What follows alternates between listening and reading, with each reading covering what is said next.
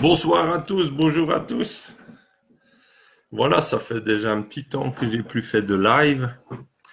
Donc, ça fait, je pense, bien 3 semaines, un mois, là, qui sont passés, vu les circonstances, les déplacements, un peu de tout. Après, j'étais un peu pas en forme. Ouais, je tousse encore. Voilà. Mais ça va beaucoup mieux. Voilà. Mais quand on est un peu malade, on est tous là à témoigner de ça, hein, quand j'ai essayé d'observer comment était mon état d'esprit aussi quand j'étais pas bien. Et forcément, en général, on est beaucoup plus pessimiste, négatif, pas bien. C'est assez difficile à rester en forme mentalement quand on n'est pas bien. Mais voilà, ça c'est la vie et c'est un défi en soi aussi de faire attention à rester lucide et réaliste aussi. Qu'on est bien ou pas bien. Voilà. C'est important, je pense.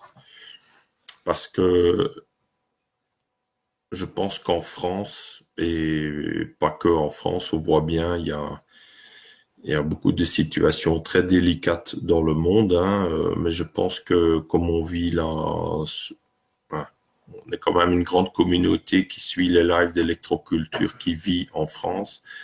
Je pense que les temps futurs et proches même ne vont pas être de tout repos. Hein, quand on voit tout ce qui se passe. Santé, c'est donc cette fois-ci, c'est du thym avec du miel. Voilà, une tisane de thym, de plantes avec du miel. Ben, ça fait du bien. Donc là, on est déjà un petit groupe. Donc bonjour Christo, Baptiste, bonjour Richard, bonsoir Renaud, bonsoir Raymond, bonjour Pascal, Romain, Lio, Michael, Michael Chen, fait plaisir de te revoir aussi. Bonjour Louis, il y a l'Espagne qui nous suit ou la Catalogne qui nous suit aussi. Je vois, bonsoir Thibaut, bonsoir Raymond. Qu'est-ce que raconte Raymond? Tu vas mieux? Oui, je vais mieux. Ça va déjà beaucoup mieux d'ailleurs. Et ça fait du bien. L'esprit va mieux aussi. Ça va avec. Bonsoir Richard, oui Pascal. Ouais, ça fait un bail, hein, comme tu dis Thibaut. Bonsoir Marine. Marine est une étudiante qui est en Finlande, si je me trompe pas. Donc bonsoir la Finlande. Ça fait plaisir.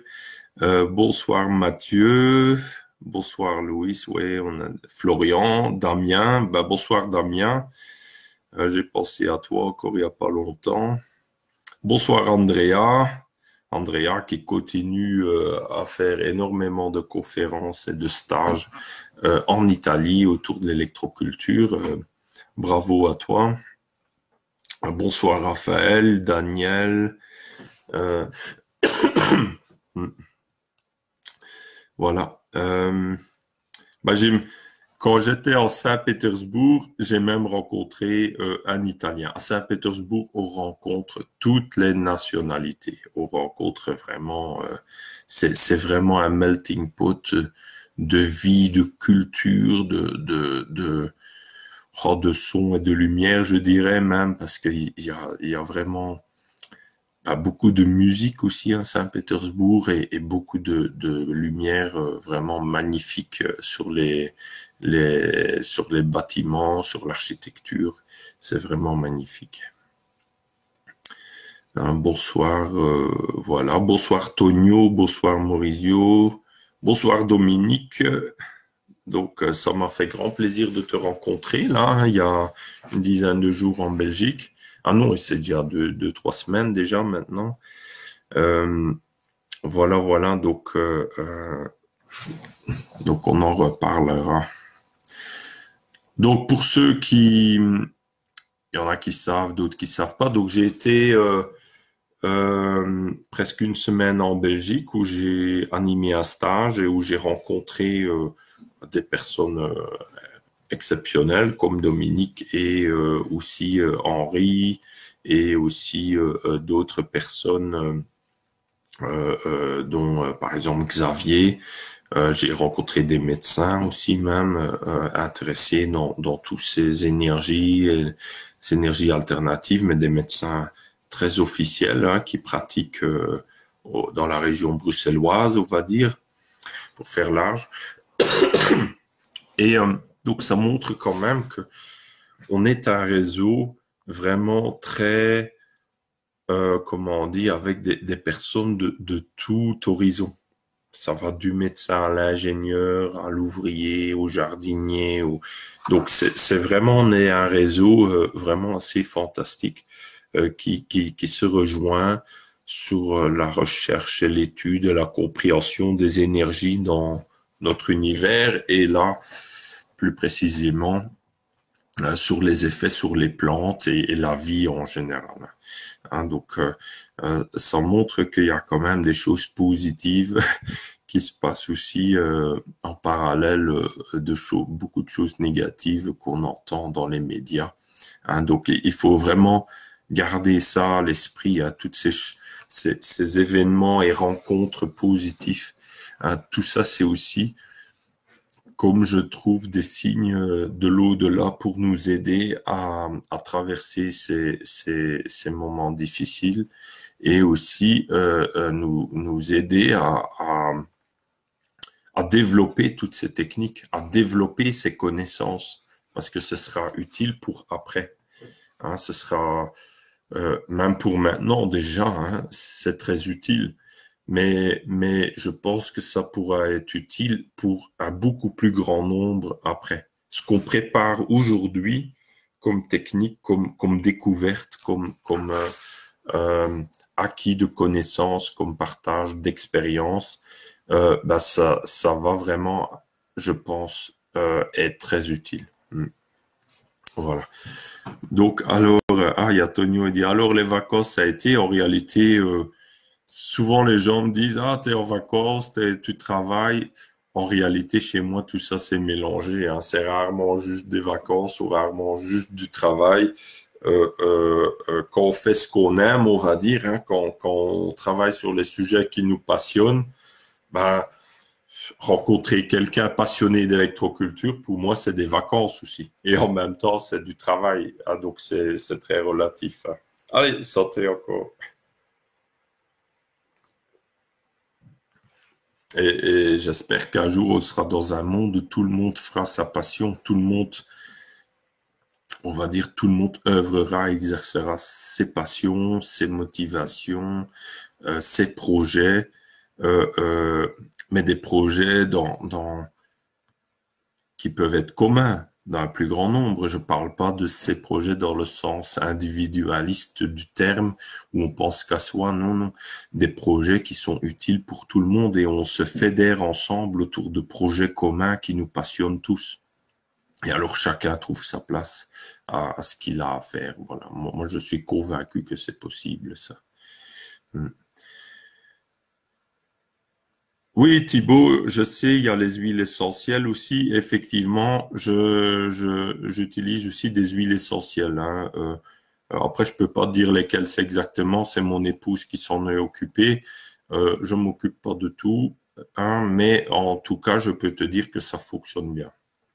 Parce que depuis que j'ai mis ces huiles essentielles, j'ai commencé il y a 2 jours, je pense, avec les huiles essentielles. Tout de suite, j'ai senti une amélioration. Hein. Tout de suite, tout de suite. Donc, bonsoir Patrice, bonsoir, ouais, donc Patrice, Séverine, bonsoir Bernard, Nogueira, ben donc il y a le Portugal aussi qui est là. Je sais pas si vous avez vu aussi ce qui se passe là, les incendies terribles de nouveau en Californie.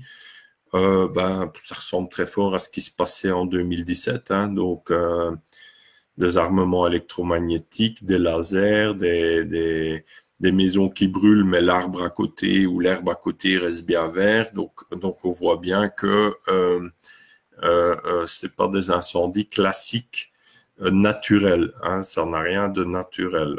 Et donc là, je dirais, il faut être bien conscient qu'on a affaire à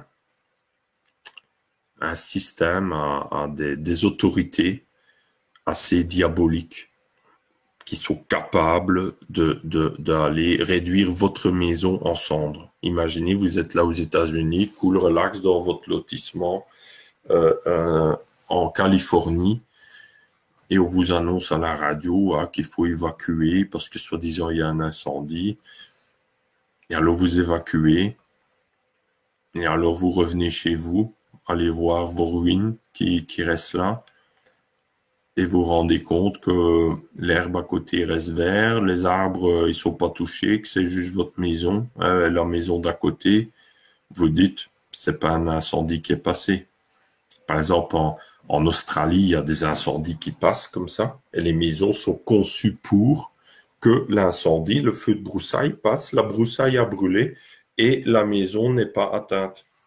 Les pompiers n'ont même pas besoin d'intervenir parce que la maison ne brûle pas, elle est faite pour qu'il y a rien de vraiment inflammable sur la maison et que l'incendie puisse passer très vite.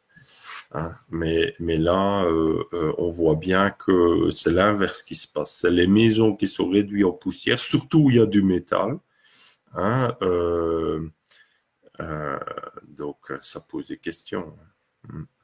Donc, il faut arrêter, dans le cadre là de l'électroculture, des énergies, c'est qu'il faut avoir une vision lucide, une vision réaliste. Il faut surtout arrêter de croire ce qu'on nous dit dans les médias et de croire ce qu'on voit nous-mêmes, ce qu'on observe dans les images, dans le sens que c'est des réelles images, hein, mais dans les témoignages et les images, on voit bien ce qui se passe. On voit bien ce qui se passe. Et donc là, en France, ça ne m'étonnerait pas qu'un jour ça vienne en France, dans le sud de la France, comme c'est déjà arrivé au Portugal. Hein, il y a aussi eu des grands feux de forêt, soi-disant, mais aussi où il y a eu des phénomènes très étranges. Hein. Ou aussi du métal. J'ai eu un témoignage comme ça d'une dame qui est parfois aussi dans le groupe, là, qui a vu un escalier en aluminium qui a été complètement réduit, fondu en une flaque d'aluminium. Hein. C'était un escalier au bord d'une maison. Hein. Donc, ça, c'est pas un feu normal qui fait ça. Ça n'existe pas même. Hein, ça. Si, ça existe, mais avec des ondes, certaines armes électromagnétiques. Hein. Et donc là, vous avez que vos yeux pour pleurer quand ça vous arrive. Ou la solidarité entre humains, entre nous. Hein, et ça, je pense, c'est aussi pour ça que moi, je fais ces lives, ces groupes, ces échanges. C'est que il faut tout faire dans notre société pour stimuler les échanges, la solidarité et les vrais échanges sociaux hors argent. Hein, parce que ces catastrophes-là, personne n'aura de l'argent là pour s'aider. Hein, si maintenant les cartes bancaires fonctionnent plus, etc. On n'aura pas d'argent, mais on aura des amis. On aura des amis.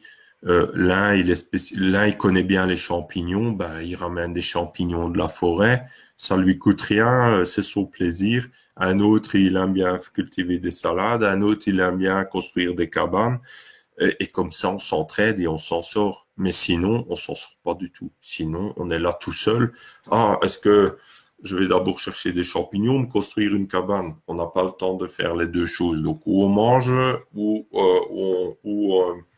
on se fait une cabane et on mange pas ce jour-là pour s'abriter de la pluie. Voilà. Mais si on est à plusieurs, là, on mange et on a une cabane. Voilà.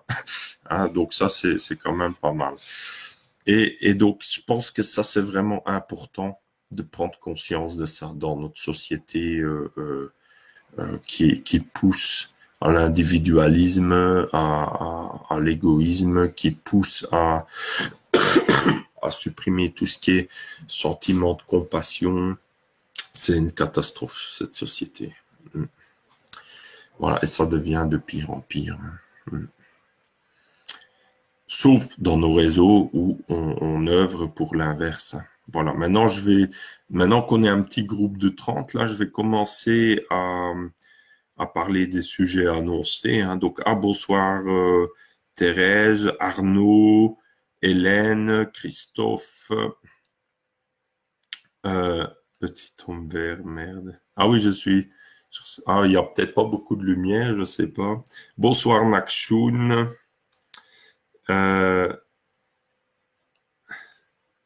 Ah oui, et ça aussi, je voudrais dire, comme tu dis, Patrice, c'est la bienveillance et l'entraide.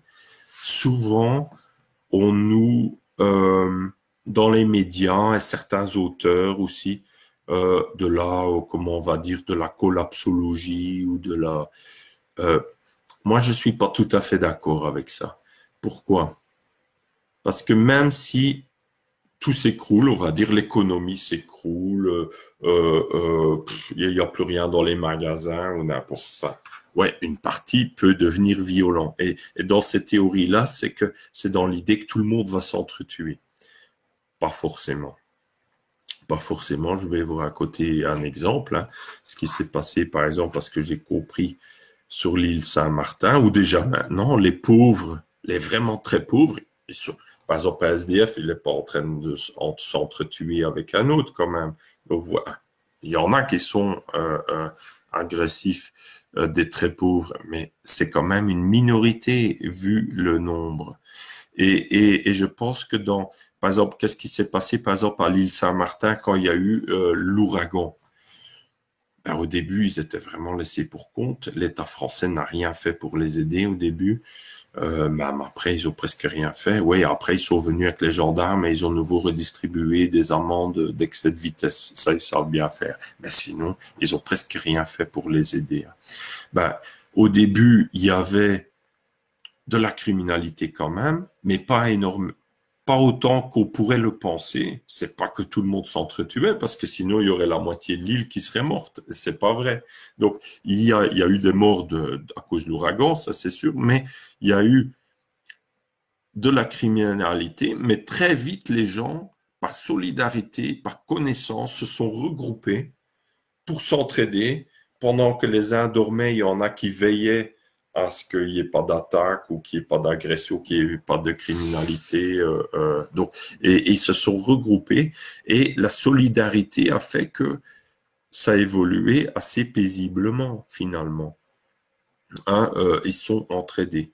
Voilà, donc l'entraide et la bienveillance, même dans les pires conditions, parce que tout était humide, cassé, la plupart des toits cassés, envolés, beaucoup avaient perdu complètement leur maison et tous leurs biens. Et ils ont quand même réussi à survivre cette période, dans des conditions quand même assez terribles.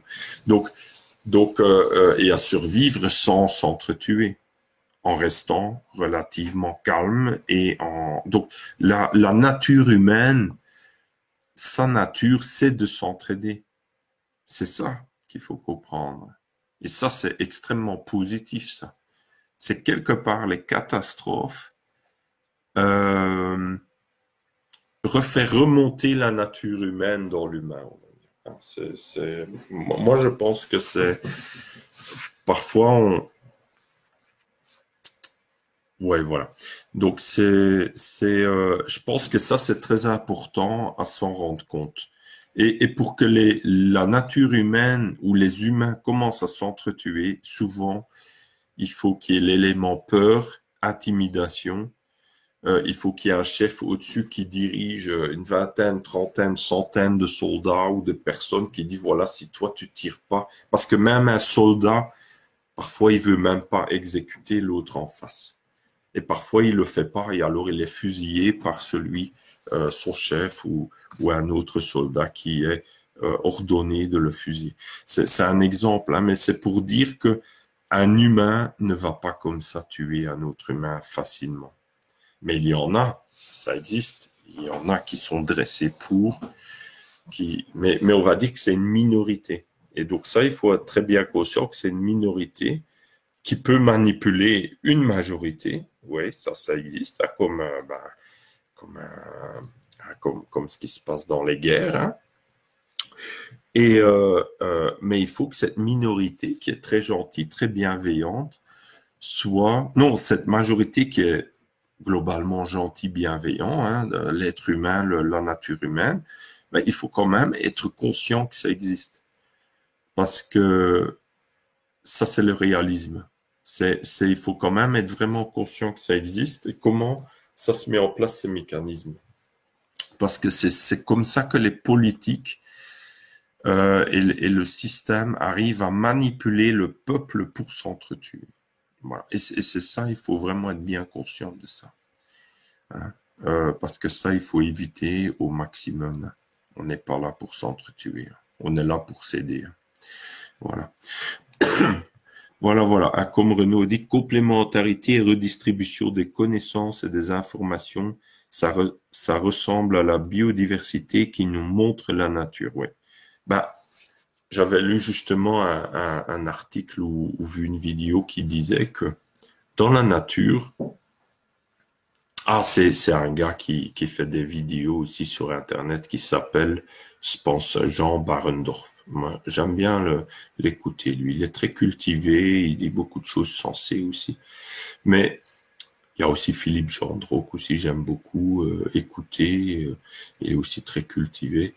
Mais il y en a un, il disait, je pense que c'est Jean, je suis pas sûr, mais dans la nature, par exemple, les animaux vivent relativement paisiblement ensemble. Mais attention, il faut pas les embêter non plus. Hein, vous allez, je sais pas moi, vous allez trop près d'un rat, vous allez l'agresser, bah lui il va vous agresser aussi. Hein. Vous allez, mais si vous restez à une distance respectable, il va pas vous embêter plus que ça. Hein. Vous voyez un blaireau, pareil, un blaireau peut être très agressif s'il veut, mais c'est extrêmement rare et c'est vraiment s'il est poussé dans ses derniers retranchements. Et c'est comme ça pour beaucoup d'animaux. Un photographe animalier peut rencontrer un cerf en pleine forêt et le photographier ou même des sangliers sans être attaqué. Mais un chasseur ou un avec des mauvaises intentions, il peut se faire attaquer, il peut même mourir, il peut même être tué par un animal si cet animal le décide. Donc tout est une question d'équilibre et d'harmonie et de respect. C'est pas voilà, j'accepte tout le monde, voilà, il faut accepter tout le monde. Non. Quelqu'un qui nous respecte pas, faut pas l'accepter parce que on met sa vie en danger. Imaginez, vous avez je sais pas moi, c'est vraiment dans l'actualité, il y a un djihadiste qui a déjà tué des centaines de personnes sur un terrain de combat en Syrie pour une idéologie complètement mortifère. Et il le ramène en France et on devrait l'accueillir comme ça dans son village. Mais ils sont malades, les gens. Ils sont malades, les autorités, là.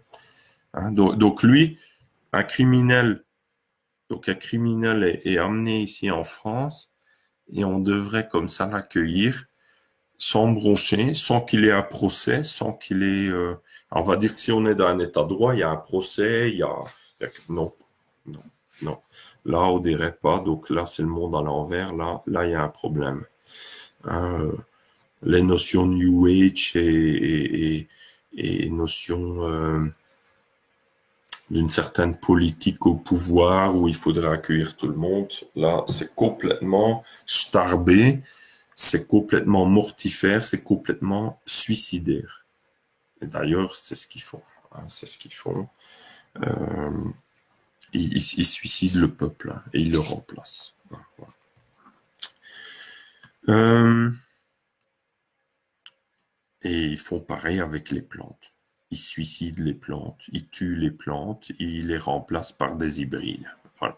Ils tuent les forêts, ils tuent les semences anciennes et ils les remplacent par des hybrides qui n'ont pas de culture, on va dire, qui n'ont pas qui sont complètement dépendants de leur système.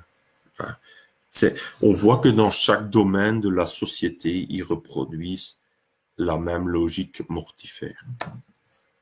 Vous voyez, je parle pas de ça juste comme ça, parce que c'est hors sujet. Tout est lié, tout est lié. Tout est lié.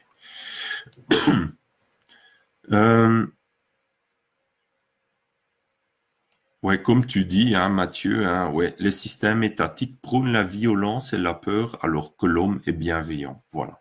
Ben, dans les jardins, c'est pareil. On nous fait croire que quand on rentre dans son jardin, c'est la guerre. Oh, il y a un puceron là. Oh, je sais pas moi, une petite coccinelle. Mais attention, c'est pas la coccinelle européenne, c'est la coccinelle chinoise. Aïe, aïe, aïe. Où il y a le dorifort. Aïe, aïe, aïe, attention, c'est arrivé par les Américains. Oh là là. Il y a les Chinois, il y a les Américains. Ouais, c'est la vraie guerre, là. Et après, il faut sortir le pulvérisateur, il faut mettre des produits. Pas où il y a une tête de mort, non, il faut au moins 3-4 têtes de mort dessus pour que ce soit bien efficace. Non, mais complètement starbé, hein. Et qu'après, on se rend compte que quand on fait, ah là, ça me fait rire, là. Mais on se rend compte quand on fait de l'électroculture, permaculture, quand on commence à œuvrer avec la nature, ben, on est content de voir la coccinelle là. On dit, ah ben, bonjour le chinois, comment vis-tu? Je te connais pas encore. Quelles sont tes habitudes? Ah ben, ah toi tu manges ça. Ah ben, mais ici il y avait personne qui en voulait de cette plante. Ah ben voilà, tu peux en manger toi si ça te plaît. Et voilà, etc. Et donc chacun a sa place. Chacun a sa place. Et on voit que si une plante arrive, même indigène, même de l'extérieur, ben, c'est pas par hasard. Il y a par exemple l'exemple du renoué du Japon. J'avais un ami, ça c'est une plante qui envahit, qui est vraiment très envahissante, hein. Mais elle a ses avantages aussi. Il paraît qu'on peut manger les pousses. À vérifier, hein. Moi, je suis pas spécialiste des plantes sauvages des plantes comestibles. Attention, donc à vérifier. Mais j'avais un ami canadien qui est venu. Il m'a dit qu'on pouvait manger les pousses comme des asperges et que c'était une plante qui poussait souvent dans les zones où il y a beaucoup de tiques. Et le tic, ça propage, il paraît, beaucoup la maladie de Lyme. Et justement, cette plante est un super remède contre la maladie de Lyme aussi. Donc, vous voyez comme c'est intéressant, c'est que c'est une maladie qui se développe beaucoup ces dernières années. Et il y a une plante qui est soi-disant envahissante, où les gens ne savent pas quoi faire avec. C'est une solution à un problème contemporain, on va dire. Hein? Donc, il y a comme ça à chaque fois rien n'est le hasard. Il y a toujours tout a sa raison. Hein. Et c'est ça qu'il faut essayer de comprendre quand il y a des plantes envahissantes ou des plantes qui disparaissent aussi. Ça aussi, c'est raisons énergétiques symboliques. Hein, même au-delà des raisons purement matérielles ou purement de pollution ou autre. Hein. Ça existe aussi. Ah, bonsoir Manu, bonsoir Marilyn.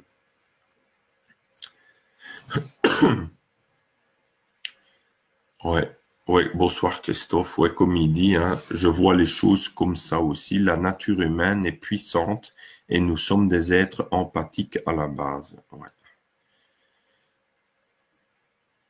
Ouais, et Patrice dit, les bisounours politicus détruisent nos sociétés. Ouais.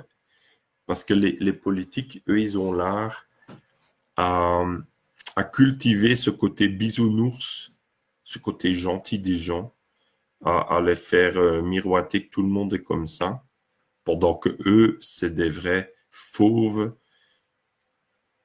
sanguinaires parasites. Ouais. C'est pour qu'on se doute pas du mal qu'ils peuvent faire. Hein. Et ça, je pense que les bisounours, ils ont tout intérêt à se réveiller un petit peu là, hein, parce que je pense qu'on va vers un carnage quand même. Hein. hein, mais dans le carnage, les gens vont s'entraider quand même. Mais il faut vraiment se réveiller, hein. Au plus on sera réveillé, au moins le carnage sera grand. Transformé en papier séché, couverture. Ouais. Ah, bonsoir Andrea. Ouais. Tout va bien. Obélix, et il parle à Obélix. Ouais. Allez, donc là, ouais, j'ai le petit oiseau, le rouge-gorge là. Ben, il est venu avec moi à Saint-Pétersbourg. Allez, vous allez trouver ça le normal, hein, que le petit oiseau est venu avec moi, c'est normal. Chez les hommes, hein, leur petit oiseau le suit partout. Ah, les petites blagues à part. Euh, donc, donc. Live électroculture, donc du 3 novembre. Ouais, donc on va commencer le sujet. Donc il y a le grand tournesol à Richard qui a eu le record, le prix du record de France un concours là, hein, où il a participé. Donc un grand bravo à Richard. Hein. Donc voilà, bravo Richard, on est avec toi. Et donc j'en ai même parlé un peu à Saint-Pétersbourg lors de ma conférence parce que je trouve que c'est un événement hautement symbolique. Pourquoi? Parce que le tournesol, déjà, c'est le symbole, l'énergie, la flamboyance, hein, c'est un beau symbole, le soleil, l'agriculture. Et là, il a participé à un concours où la plupart utilisent des engrais, ou les méthodes classiques de jardinage, où il faut encore un peu plus, peut-être des hormones et des trucs en plus, ou des champignons, mais hein, des choses souvent riches avec des hormones pour encore augmenter la taille des plantes. Et lui, il arrive là comme fleur au fusil, comme on dit, avec son tournesol, et quand on lui demande comment il a cultivé, il dit avec l'électroculture, grâce à Yannick et grâce au réseau et aux échanges. Et ça, c'est magnifique. Parce que ça montre que on peut faire différemment. Ça bouleverse complètement les idées reçues des gens autour des engrais, des pesticides. Hein, ça montre qu'on peut avoir des légumes et des plantes géantes et de bonne qualité aussi, sans tout ce qu'on a l'habitude, hein, sans ces engrais et tout ça. Donc ça peut vraiment aider beaucoup à changer les mentalités ou à faire poser des questions. Et d'ailleurs, Richard, je t'annonce que une personne à qui tu as parlé là-bas, j'ose pas dire son nom parce que je ne sais pas si il serait d'accord, mais il y a une des personnes qui a plusieurs titres à son nom de record de France et peut-être même mondiaux, qui m'a acheté un kit pyramide. Hein. Donc là, tu auras de la concurrence l'année prochaine. Hein. Donc Richard, c'est la personne dont tu parlais. Hein. Donc là, il y en aura donc plusieurs l'année prochaine au concours des records de France qui vont faire de l'électroculture probablement. Hein. Donc ça, c'est vraiment, vous voyez comment par l'exemple, hein, tout simplement, on n'a pas cherché à convaincre quiconque. C'est simplement, voilà, on a montré ses résultats, c'est tout. Après, les gens font ce qu'ils veulent. Hein. Et ça me fait rire aussi parce que j'ai eu une remarque il n'y a pas longtemps sur une vidéo YouTube où je montre aussi comme ça dans mon jardin des témoignages. Et il y a une personne m'a écrit, ah ouais, mais ça c'est juste un témoignage, c'est pas de valeur scientifique. Ah ben ça aidera plus à faire connaître ou à diffuser ou à convaincre d'autres si tu fais des essais comparatifs et machin et des études et des mesures et des machins, des trucs. Mais je m'appelle, il n'y a pas marqué INRA là, hein, c'est Yannick Van Doorne, c'est tout dans son jardin. Hein, donc, mais les gens, ils pensent que des études scientifiques, ça tombe comme ça du ciel. des études scientifiques, ça demande énormément de moyens financiers, hein, si on veut faire ça sérieusement. Et c'est pas juste, c'est pas aussi simple que ça de faire des études scientifiques, hein. Ça demande énormément de moyens. Mais déjà avec tous nos témoignages, avec la vie réelle dans nos jardins, dans nos champs, pour les agriculteurs d'entre nous, ben, on arrive quand même à progresser énormément en peu de temps. Quand on voit là où on en est aujourd'hui, rien qu'en partageant tous les témoignages et les connaissances, et aussi de temps en temps, il y a quand même des articles scientifiques qui sortent très intéressants où on essaie, où on trouve, on peut les étudier, analyser et en distiller le côté pratique, les applications pratiques pour l'agriculture. Ben, rien qu'avec déjà toutes ces connaissances actuelles, on progresse quand même énormément. Hein, donc, c'est pas une étude de plus ou de moins qui va révolutionner l'affaire, on va dire. Ça, c'est faux. C'est le fait de continuer à partager, à travailler, à être dans la joie et la bonne humeur aussi, hein, qui fait que ça évolue positivement et que de plus en plus d'autres personnes adhèrent et expérimentent, hein. Donc, je pense que c'est une sorte d'émulation. Où on est prêt, ou on n'est pas prêt.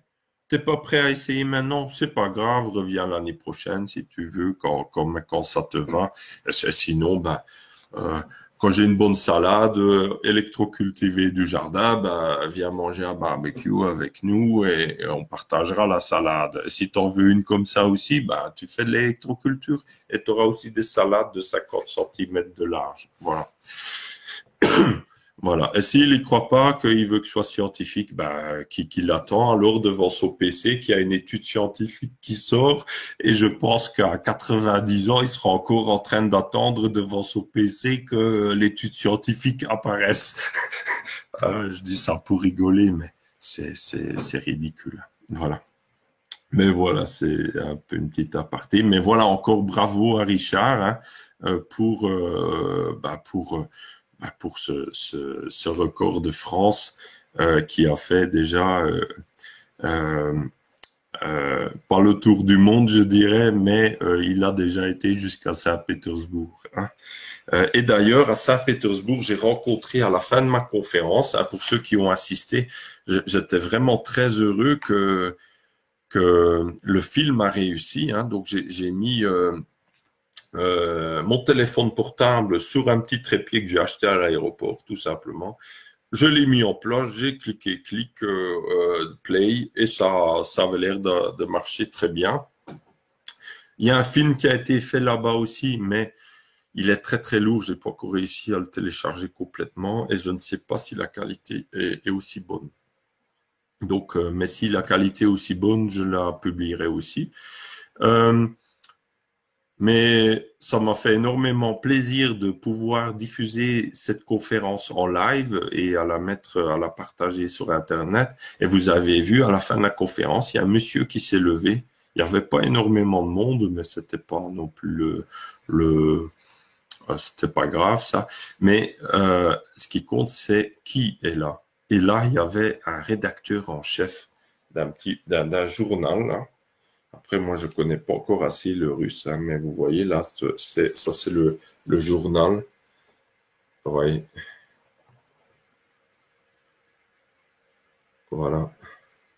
Donc, c'est un journal sur le jardinage naturel. Et il arrive déjà à des résultats pas mal. Donc, c'est ce monsieur-là qui était là. Vous voyez là, en bas. Vous voyez ici. Donc, ça, c'est lui. Et lui, il était là. Donc là, il montre aussi ses super résultats. Il faut savoir qu'énormément de Russes font encore leur jardin. Donc, quand j'étais là-bas, c'était pas la semaine qui vient de passer, c'était la semaine d'avant, là.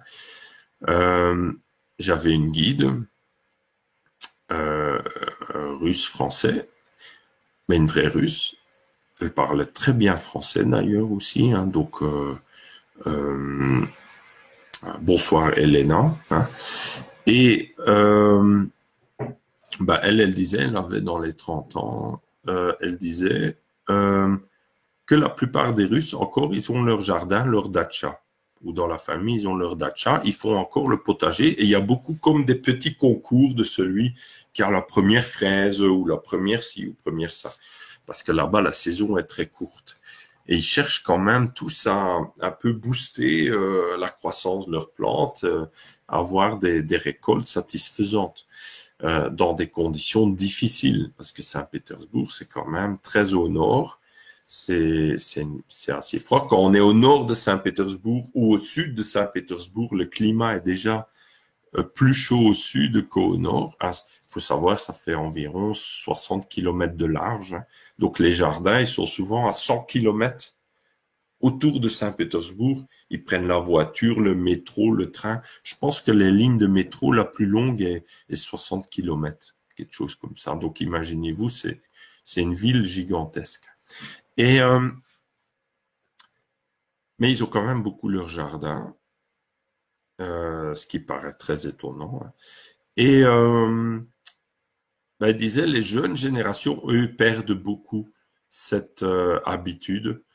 Les anciennes générations qui ont encore connu l'Union soviétique ou jusqu'à la guerre, donc les anciennes générations, je parle de au-dessus de 30 ans, 35 ans. Hein. Tous ceux avant, plus jeunes, eux, ils ont été là habitués à pouvoir tout acheter dans les magasins. Ça, c'est différent. Hein. Mais tous ceux qui ont connu des périodes difficiles dans la vie, hein, on va dire, comme la plupart des Russes, ils ont tous gardé ce côté jardinage et l'importance d'avoir un jardin. L'importance. Même si sur le moment, c'est pas absolument nécessaire qu'ils arrivent avec leurs revenus à s'acheter de la nourriture. On sait jamais, ils ont leur jardin. C'est très important. Et je pense que ça, c'est une culture qui doit revenir en France aussi. C'est une histoire de sauvegarde, c'est une histoire de souveraineté même d'un pays. Un pays peut se nourrir qu'avec tous les jardins, si tout le monde commence à cultiver. Hein. Donc, l'agriculture, à la limite, on peut transformer peut-être une partie des champs en paysages naturels, en forêt, en forêt fruitière, comme Andrea le fait, et d'autres, hein, en zone semi-agricole naturelle où il y a énormément de nourriture qui pousse spontanément. Donc ça, c'est tout à fait possible. Mais pour dire que là-bas, ils ont quand même une culture différente autour du jardinage que ici.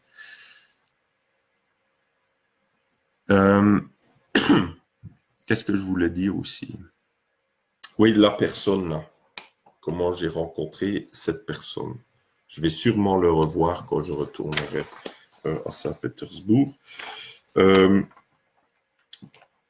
Donc, c'est vraiment très intéressant, hein, ce magazine.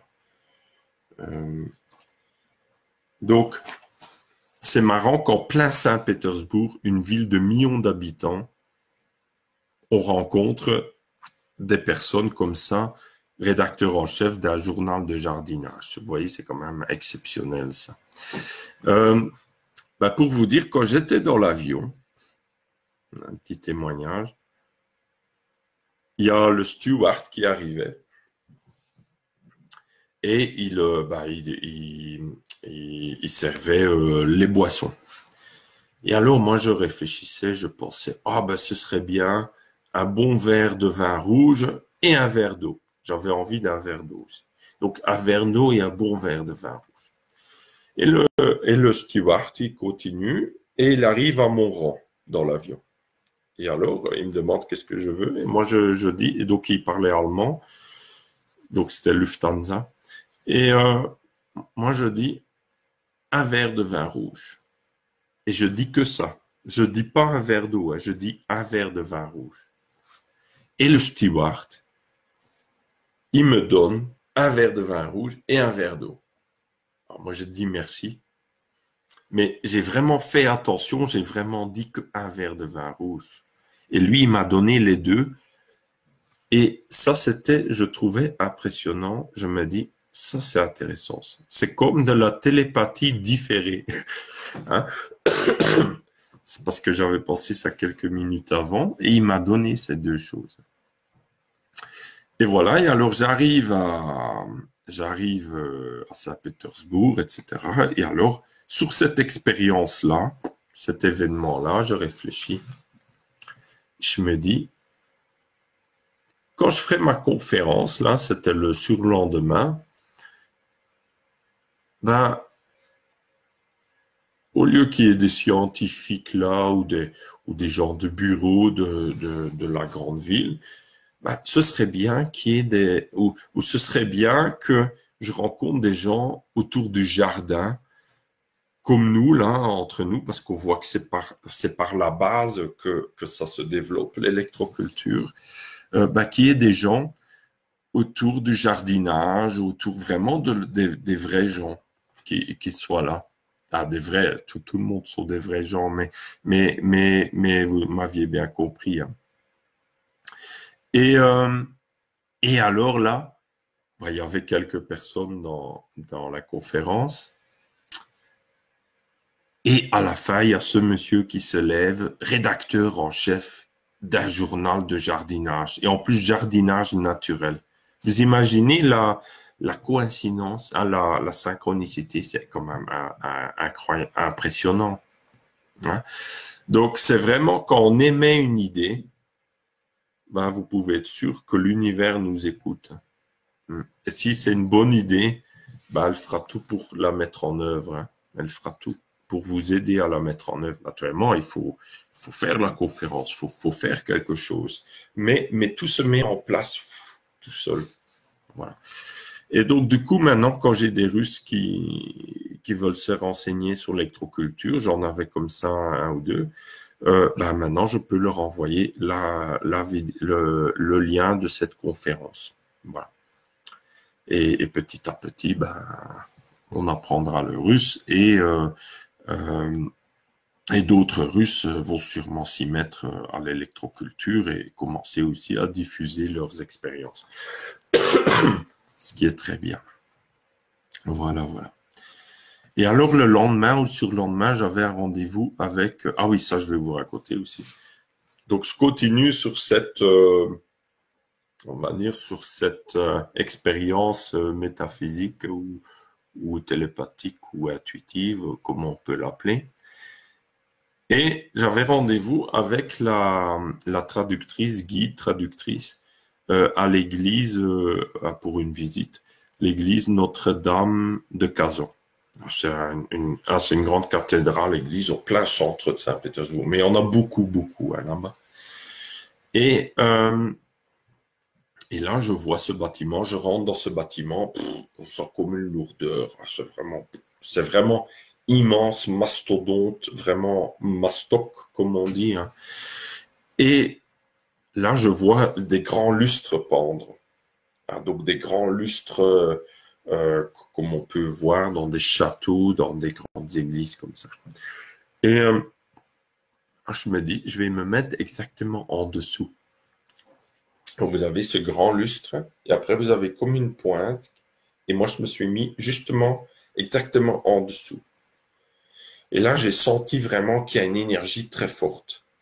Et quand vous voyez ces lustres, ils pendent au milieu d'un arche. Imaginez, vous avez... ouais, voilà. Vous avez là l'église. Et après, vous avez... voyez, le lustre qui part là au milieu. Vous voyez? Là. Et moi, je me suis mis là, debout, mais vraiment exactement en dessous. Et là, j'ai senti qu'il y avait vraiment énormément d'énergie. Je me sentais vraiment allégé, très léger. Et je me dis, waouh! Là, encore une petite découverte. Je fais ça très intuitivement. Je me dis, mais personne ne doit connaître ça parce que vous avez plein de monde qui visite ces églises et il n'y a personne qui va se mettre exactement à ces endroits-là. Donc, c'est vraiment fou. Les gens, ils passent comme ça partout. Après, voilà, c'est comme ça, mais c'est que beaucoup de connaissances ont été perdues. Et alors là, de nouveau, j'envoie à l'univers, voilà.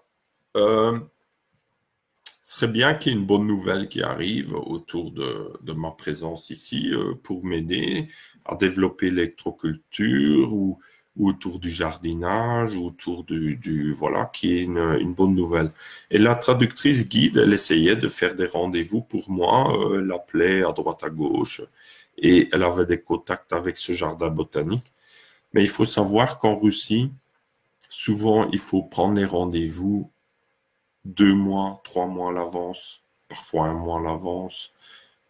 Les gens, ils vont pas, surtout quand on est étranger en plus, ils vont parfois vous demander, il y a énormément de bureaucratie, donc ils vont vous demander plein de papiers. À la limite, une copie de votre passeport, de ci, de ça, votre CV, rien que pour avoir un rendez-vous. Hein. Euh, et, euh, mais voilà, là,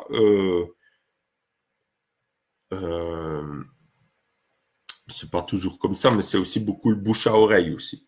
Hein, donc, il y a ça aussi. Il y a la bureaucratie et après, il y a le bouche à oreille. Et ça, c'est vraiment assez magique en Russie.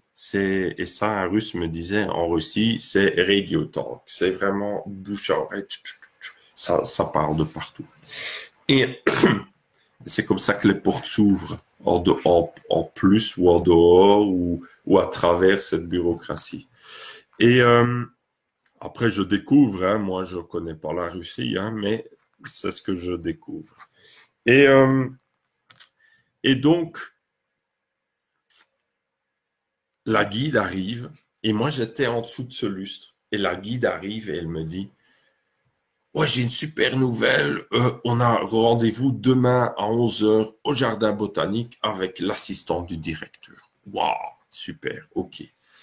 Donc, j'avais ma bonne nouvelle. Et donc, donc, on avait déjà visité le jardin botanique, hein, mais c'était assez pluvieux, donc on a visité les serres.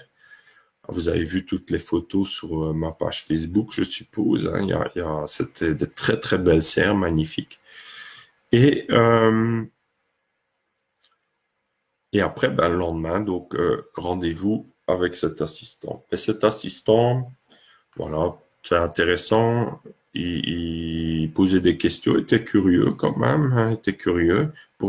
Les Russes, assez stoïques comme ça au début, hein, était curieux, mais il n'avait pas l'air convaincu ou comprendre vraiment ce que c'était l'électroculture. Hein, donc, je lui fais une petite présentation, un peu comme une présentation, comme une conférence, comme ça, mais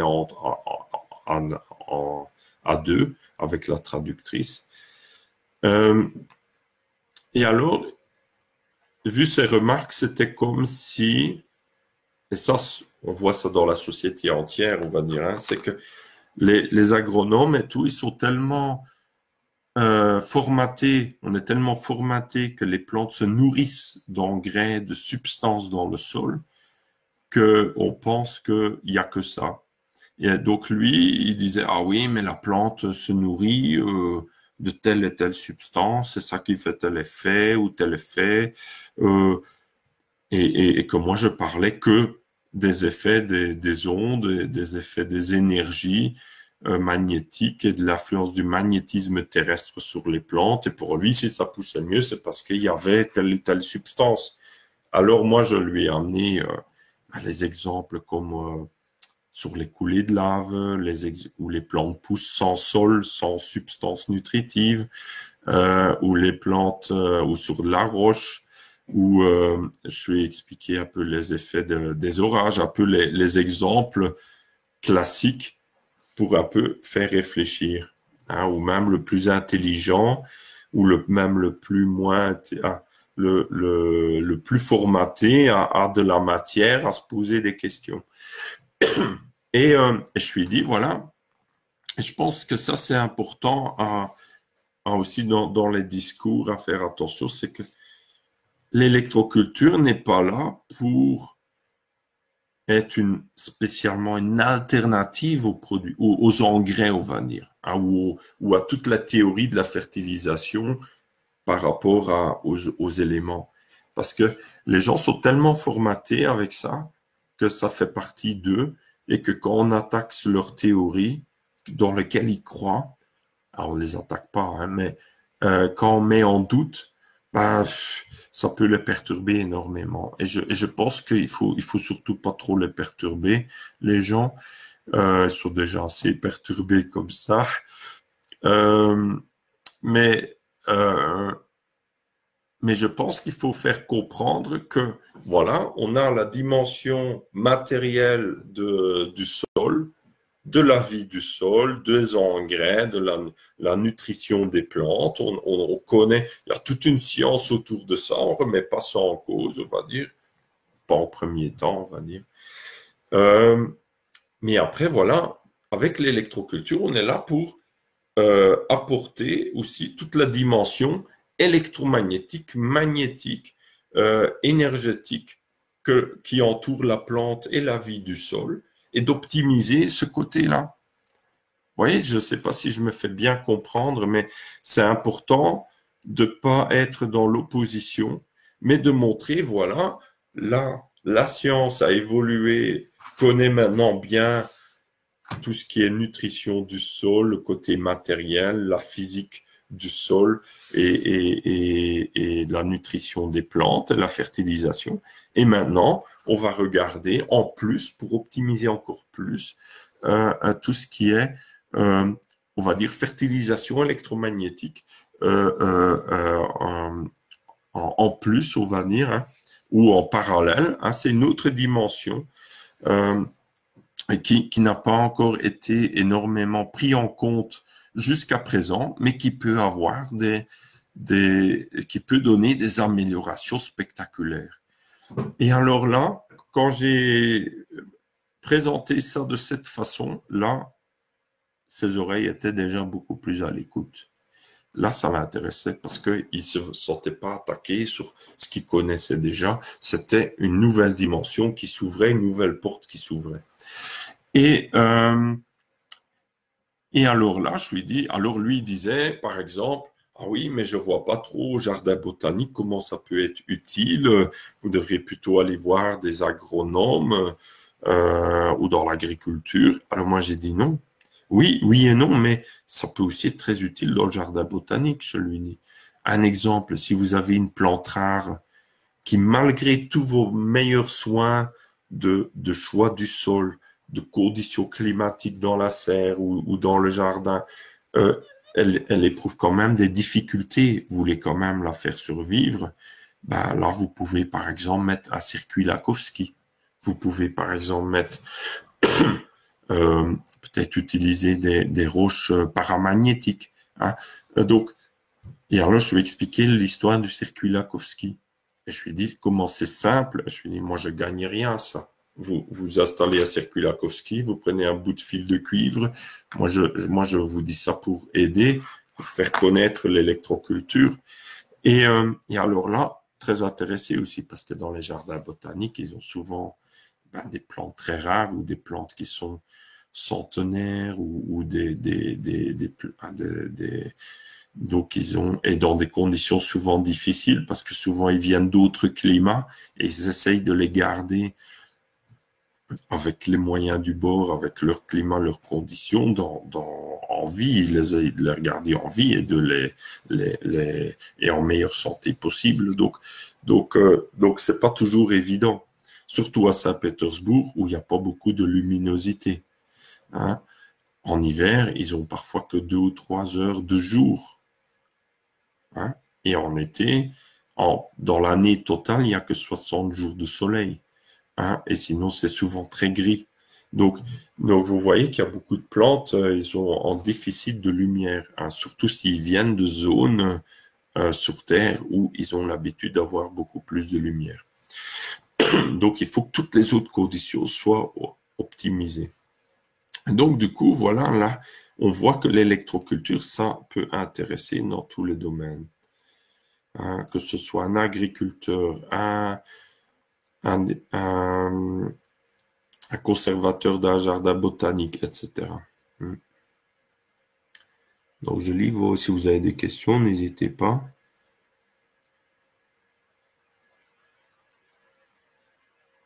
Ouais.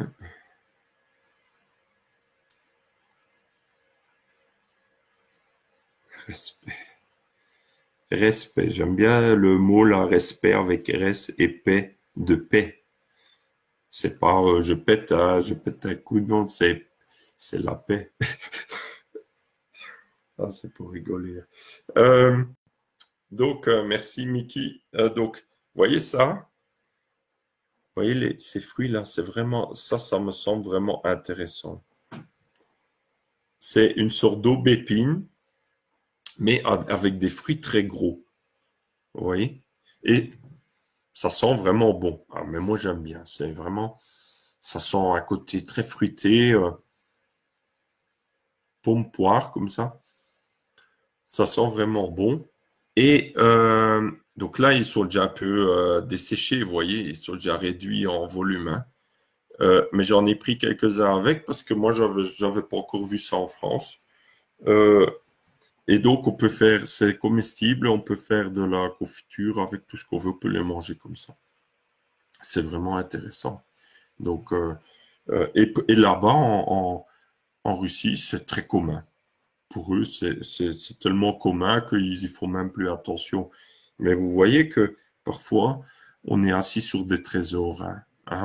Parfois, on a quelque chose de très commun chez soi, mais qui vaut de l'or, hein. Ben, pour moi, ça vaut de l'or, hein, cette plante. Parce que ça peut pousser en climat froid. Vous voyez, on pourrait avoir ça en montagne, en France, par exemple. Hein, et ça fait énormément de fruits, hein. Vous devrez voir un arbre avec ça. Ça fait énormément de fruits et ça pousse facilement. Voilà, c'est ce qu'ils m'ont dit là-bas. Donc, c'est de la famille des aubépines, hein. Donc, il y a vraiment différentes tailles. Ils ont plein de différents. Il y en a qui sont plus gros et d'autres plus petits, d'autres plus comme des cerises et d'autres plus comme des mirabelles, aussi gros qu'une mirabelle comme ceux-là. Donc, c'est intéressant. Voilà, je voulais vous partager ça.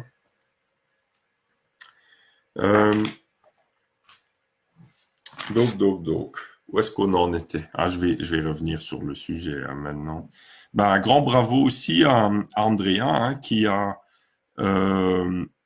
aussi eu des super résultats, là, qui a partagé un témoignage en viticulture où il a mis des antennes et on voit les raisins, mais super, qui regorgent de vitalité, d'énergie, c'est impressionnant. Donc, à mon avis, ça fera des petits, hein. C'est vraiment magnifique. Andrea, ton expérience que tu as fait, hein, d'aider ce viticulteur à avoir des beaux raisins en pleine santé. Donc, il mettait dans le poste qu'il y avait, je pense, 30 ou 50% plus de production sur les lignes où il a mis les antennes type paratonnerre et ses antennes à spirale. Donc, c'est quand même très intéressant. Après, j'ai eu un autre témoignage très intéressant d'un vigneron en Ardèche. C'est Domaine Monnier-Péréol. C'est Samuel au téléphone, je pense que j'ai eu. Et lui, il m'a expliqué que déjà qu'avec la sécheresse qu'il y a eu, que sa vigne, comparée aux vignes aux alentours conventionnels, elle était bien plus résistante à la sécheresse. Et que lui, il est en biodynamie. Donc ça, déjà, ça montre bien que les plantes font plus de racines, et que voilà, quand il y a des conditions de stress comme des sécheresses, d'où l'intérêt à faire du biodynamie ou l'électroculture aussi en plus. Et ce qui montrait aussi, c'est que, ce qui me disait aussi, c'est que, donc il a fait des plantes greffées et il a fait des circuits Lakowski. Ça peut être ça, mais ça peut être aussi, ça peut être par exemple un fil de cuivre d'électricien comme ça, hein. Donc il a utilisé des fils et il a mis à différentes hauteurs. Il a mis à 30 cm du sol, par exemple, un à 10 cm et un enterré. Et il a eu les meilleurs résultats avec les fils, avec les antennes qui étaient complètement enterrées. Donc ça, c'est intéressant parce que ça confirme ce que je disais aussi, qu'il n'y a pas besoin forcément de mettre en angle à une certaine hauteur autour de la plante. Non, on peut complètement l'enterrer. Hein, c'est ce que je faisais déjà avec les arbres fruitiers. Hein, donc là, encore c'est un témoignage très intéressant parce qu'il est comparatif, parce qu'il a fait des dizaines de plants en hauteur, mi-hauteur et complètement enterrés. Et il a vu une nette différence avec les fils bien complètement enterrés. Donc ça, c'est intéressant. Souvent, il mettait l'ouverture au nord, hein, donc comme on fait habituellement. Voilà, donc ça, c'est très intéressant aussi. Donc, pour rappel, hein, un fil, une antenne Lakowski, c'est un fil de cuivre. L'antenne Lakowski de base, hein, le basique. Après, on peut faire plein de variantes, hein, mais l'antenne de base, c'est un fil de cuivre ouvert en boucle. Et les deux extrémités peuvent être proches l'un de l'autre, comme ça, ou ils peuvent se superposer comme ça, par exemple. Comme ça, ou proches. Mais il ne faut pas qu'ils se touchent. Il ne faut pas que les deux fils fassent court-circuit. Hein? Sinon, c'est plus une antenne Lakowski. Sinon, c'est plus un circuit oscillant. Sinon, c'est une boucle complète. Et que là, pour avoir l'effet de l'antenne magnétique, il faut que l'ouverture reste ouverte. Hein? Voilà. Et ça augmente l'énergie vitale, l'énergie globale de la plante. Ça fait comme une sorte de diffusion de plein de différentes fréquences qui vont nourrir la plante d'une certaine façon, améliorer. Ça, c'est l'hypothèse de Lakowski, qui vont améliorer la vitalité, l'énergie de la plante. Donc, s'il y a une maladie ou une faiblesse, souvent, il y a une baisse d'énergie dans une des fréquences. Et le fait de baigner dans ce bain de fréquence, ça permet de se renourrir de cette fréquence. Voilà, voilà.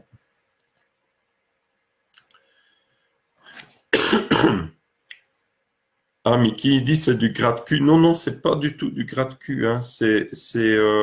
Le gratte-cul, c'est les rosiers là, les petits rosiers. Non, non, avec des becs qui ressemblent, mais c'est pas du tout ça.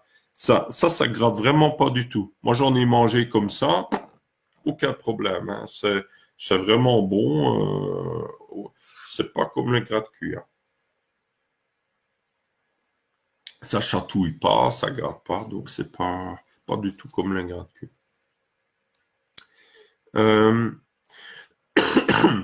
nom, ah oui, pour le nom de cette plante, vous le trouvez dans ma page, mais sinon je vais essayer de la remettre là-dessus à la fin.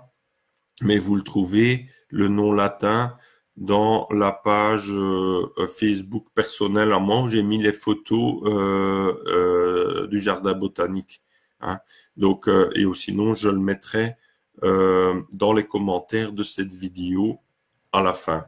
Hein, quand j'aurai fini, je m'occuperai de ça. Comme ça, vous avez le nom scientifique et vous pouvez retrouver les informations là-dessus.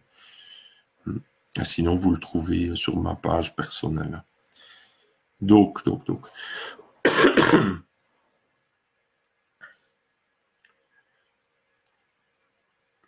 Ouais.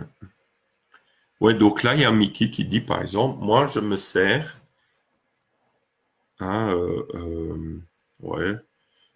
de l'électroculture quand mes plantes sont malades ou en mauvais état. Le reste du temps, je laisse la plante se démerder. Oui, il y en a beaucoup, il faut comme ça. Mais il faut bien comprendre qu'en réalité, ça peut être bien de faire l'électroculture, ces différentes techniques aussi, même si tout va bien. Parce que dans notre optique, vu notre référentiel de misère, on va dire, on pense que tout va bien. Imaginons, on est aujourd'hui et on entend les oiseaux. On pense, il y a beaucoup d'oiseaux, ça chante. Les plantes, un fraisier, la fraise est grande comme ça, c'est normal, tout va bien. Non. Il y a 50 ans, il y a 100 ans, il y avait peut-être 80% plus d'oiseaux, il y avait peut-être beaucoup plus de champs magnétiques naturels, il y avait beaucoup plus, il y avait des fréquences de la lumière qui étaient beaucoup plus harmonieuses qu'aujourd'hui. Et tout ça, ça a été déréglé. Il y a des cycles naturels qui jouent, mais il y a aussi des dérèglements dus à l'activité humaine. qui fait que maintenant, toutes les plantes sont quelque part, on va dire, en souffrance, ou il y a une baisse de vitalité globale, ou des perturbations.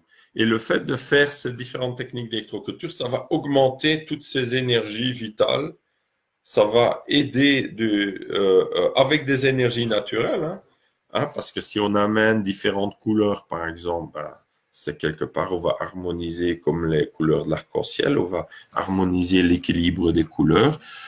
Si on amène plus de champs magnétiques, ou augmenter le champ magnétique naturel par les roches basaltiques, les roches volcaniques, les roches de lave, c'est la façon que la nature aussi fertilise les sols par le volcanisme, et par les alluvions des grands fleuves qui prennent leurs origines dans l'ancien volcan.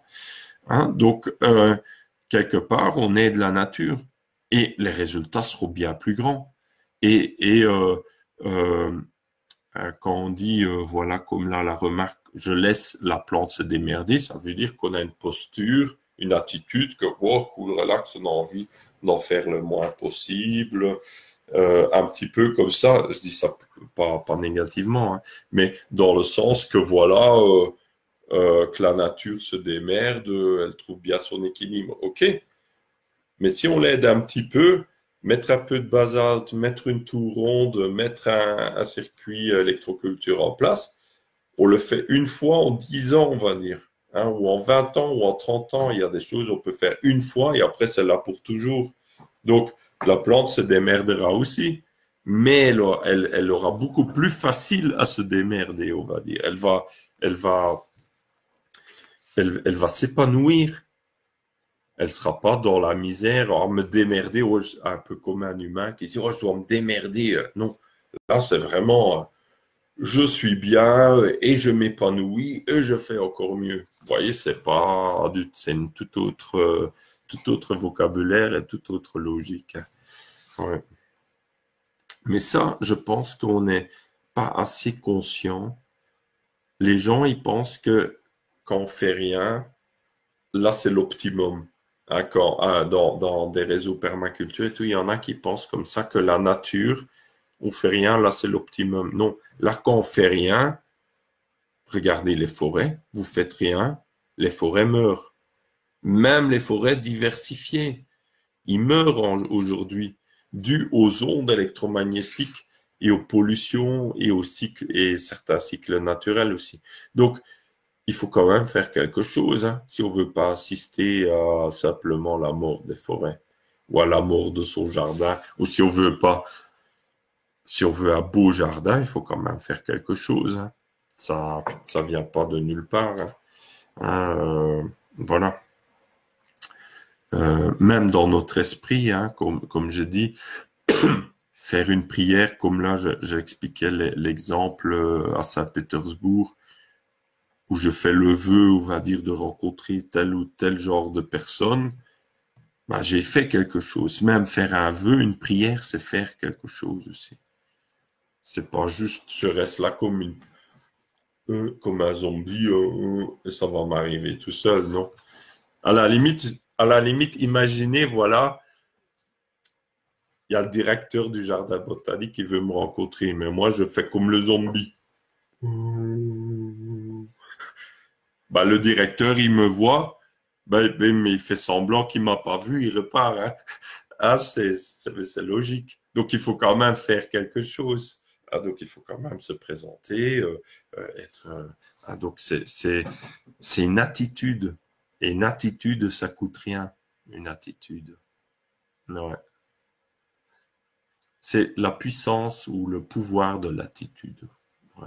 Très important, ça aussi, dans son jardin, avec les plantes, avec les animaux, tout. Ouais. Où est-ce qu'on en était? Ouais, je vais pas pouvoir aborder tous les sujets que j'avais annoncés. Donc, ce sera une partie des sujets sera reportée au prochain live, du coup. Mais c'est à chaque live un peu pareil. Ouais, donc il y a eu la Toussaint, Halloween.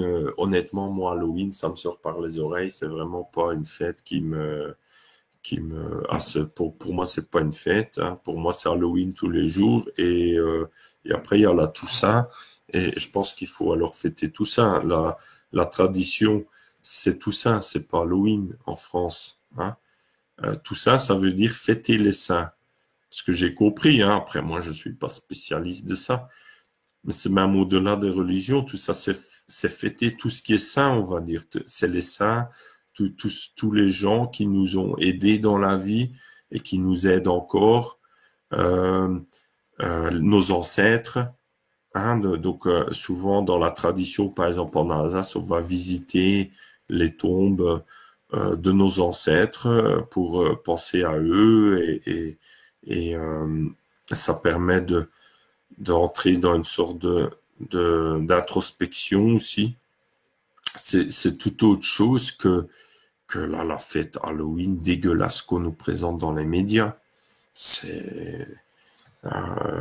Donc moi, quand je rencontre quelqu'un qui veut me fêter Halloween ou qui veut me canarder avec du Halloween, ben moi, je lui explique mon attitude, ma vision des choses.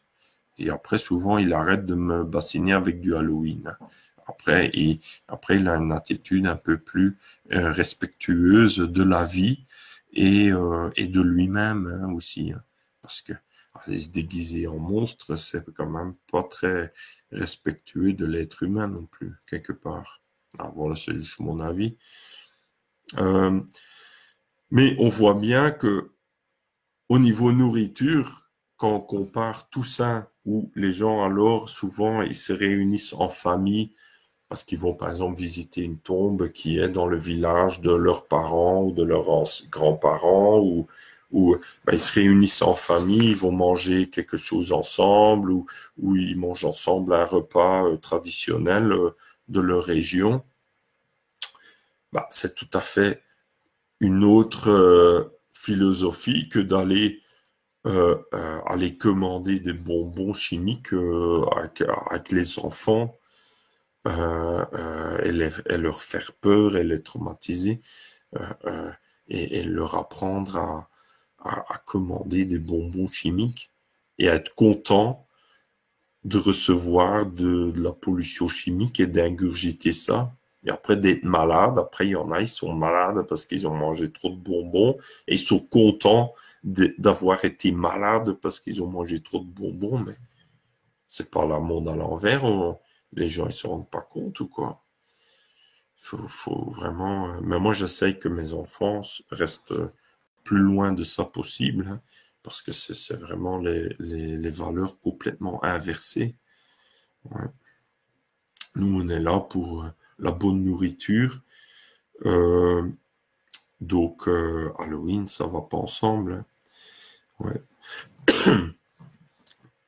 Donc, Toussaint, oui. Toussaint, les fêtes traditionnelles en France, oui. OK.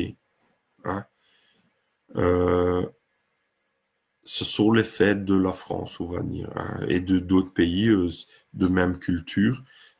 Mais Halloween, c'est pas de la culture française, pas du tout. Hein. Donc là, on subit un envahissement culturel qui ne nous correspond pas du tout. Alors, en Belgique, c'est pareil, c'est le même problème. Hein. C'est l'intention qui compte, non? Oui, l'intention est importante, mais l'intention est complètement pervertie. Quand votre bonne intention est de faire la fête, ok, de se réunir, de se faire du bien, mais après vous allez déguiser en diable vos enfants. Et vous allez transformer cette énergie du bien pour nourrir le mal. Là, il y a un problème. Là, il y a un vrai problème. C'est pas que la bonne intention qui compte. L'énergie de votre bonne intention, l'énergie vitale, cette petite flamme intérieure à vous, a été pervertie et a nourri le mal. Au lieu de nourrir d'autres bonnes choses, il aura nourri des choses encore plus mauvaises. Des choses mauvaises. Donc là, il faut pas dire c'est que l'intention qui compte, non. L'intention, c'est le point de départ, c'est quand on tire la flèche. Hein, on va dire, on a l'intention de viser. Mais après, la fête Halloween fait que au lieu de tirer, je sais pas moi, au lieu de tirer la flèche du bonheur, on est en train de tirer, on est en train de tuer un pauvre lapin qui se promène et à faire plein de sang et à trouver ça joli. Voilà, parce que on va dire c'est l'intention qui compte. C'était pour faire la fête. Ah, j'ai tué un lapin, c'était pour faire la fête. Non, faut arrêter.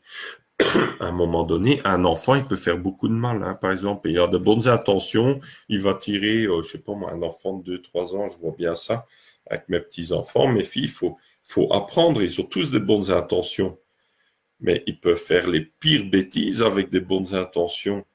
À la limite, ils peuvent jouer à rouler en voiture et défaire le frein à main avec des bonnes intentions et faire un accident grave et avoir 3 morts sur la conscience. Hein, vous imaginez les bonnes intentions où ça mène?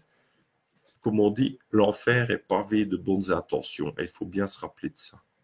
Hein.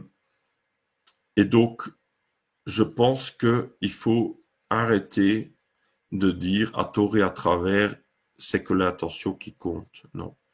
Si on a une bonne intention, il faut aussi que ça suive de bons actes, de bonnes mesures.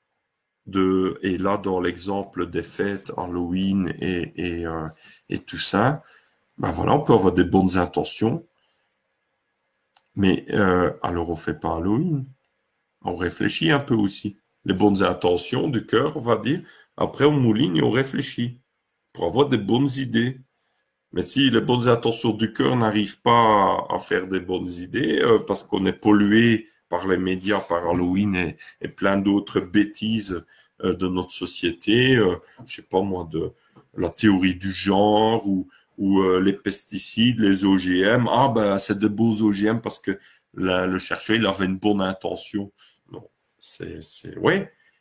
Je peux vous dire, il y a des chercheurs, des ingénieurs agronomes, ils travaillent dans des sociétés qui font des OGM avec les meilleures intentions du monde. Hein. Mais ils participent à quelque chose de machiavélique sans le savoir, souvent. Hein. Il y a des médecins avec les meilleures intentions du monde, ils vont aussi vous diagnostiquer un cancer qui n'est pas là pour leur business. Parce qu'avec les meilleures intentions du monde, ils ont envie d'aller en vacances. Voilà, ils ont envie de bien gagner l'argent et ils se disent c'est des médicaments, c'est bien suivi, la personne va bien survivre à son traitement. Non. Et après, la personne, elle meurt. Ah bah, alors, il dit, ah bah, c'est pas de sa faute. Hein. Hein, il était, hein, il connaissait pas tellement que ça. Elle était peut-être quand même vraiment malade, la madame. Hein. Vous voyez que les bonnes intentions du monde, il y a les pires exactions qui se passent dans le monde. Il faut vraiment faire attention. Il ne faut pas dire ça comme ça, tort à travers. Ça, je ne suis pas d'accord, moi. Parce qu'il y en a qui font beaucoup de mal avec les bonnes intentions du monde. Il faut réfléchir aussi. Et ça, j'aime bien en Russie.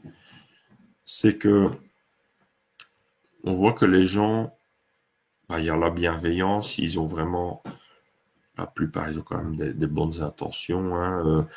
L'humanité est quand même ainsi faite qu'on a souvent tous des bonnes intentions.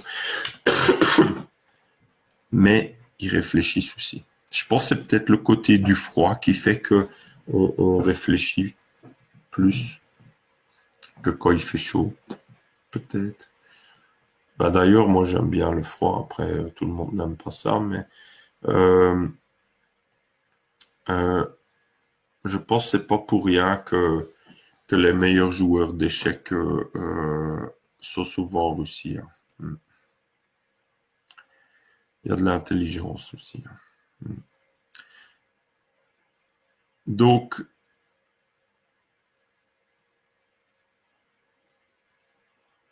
où est-ce que j'en étais? Ouais, je vais pas faire trop long ce soir, donc je vois que le temps il passe.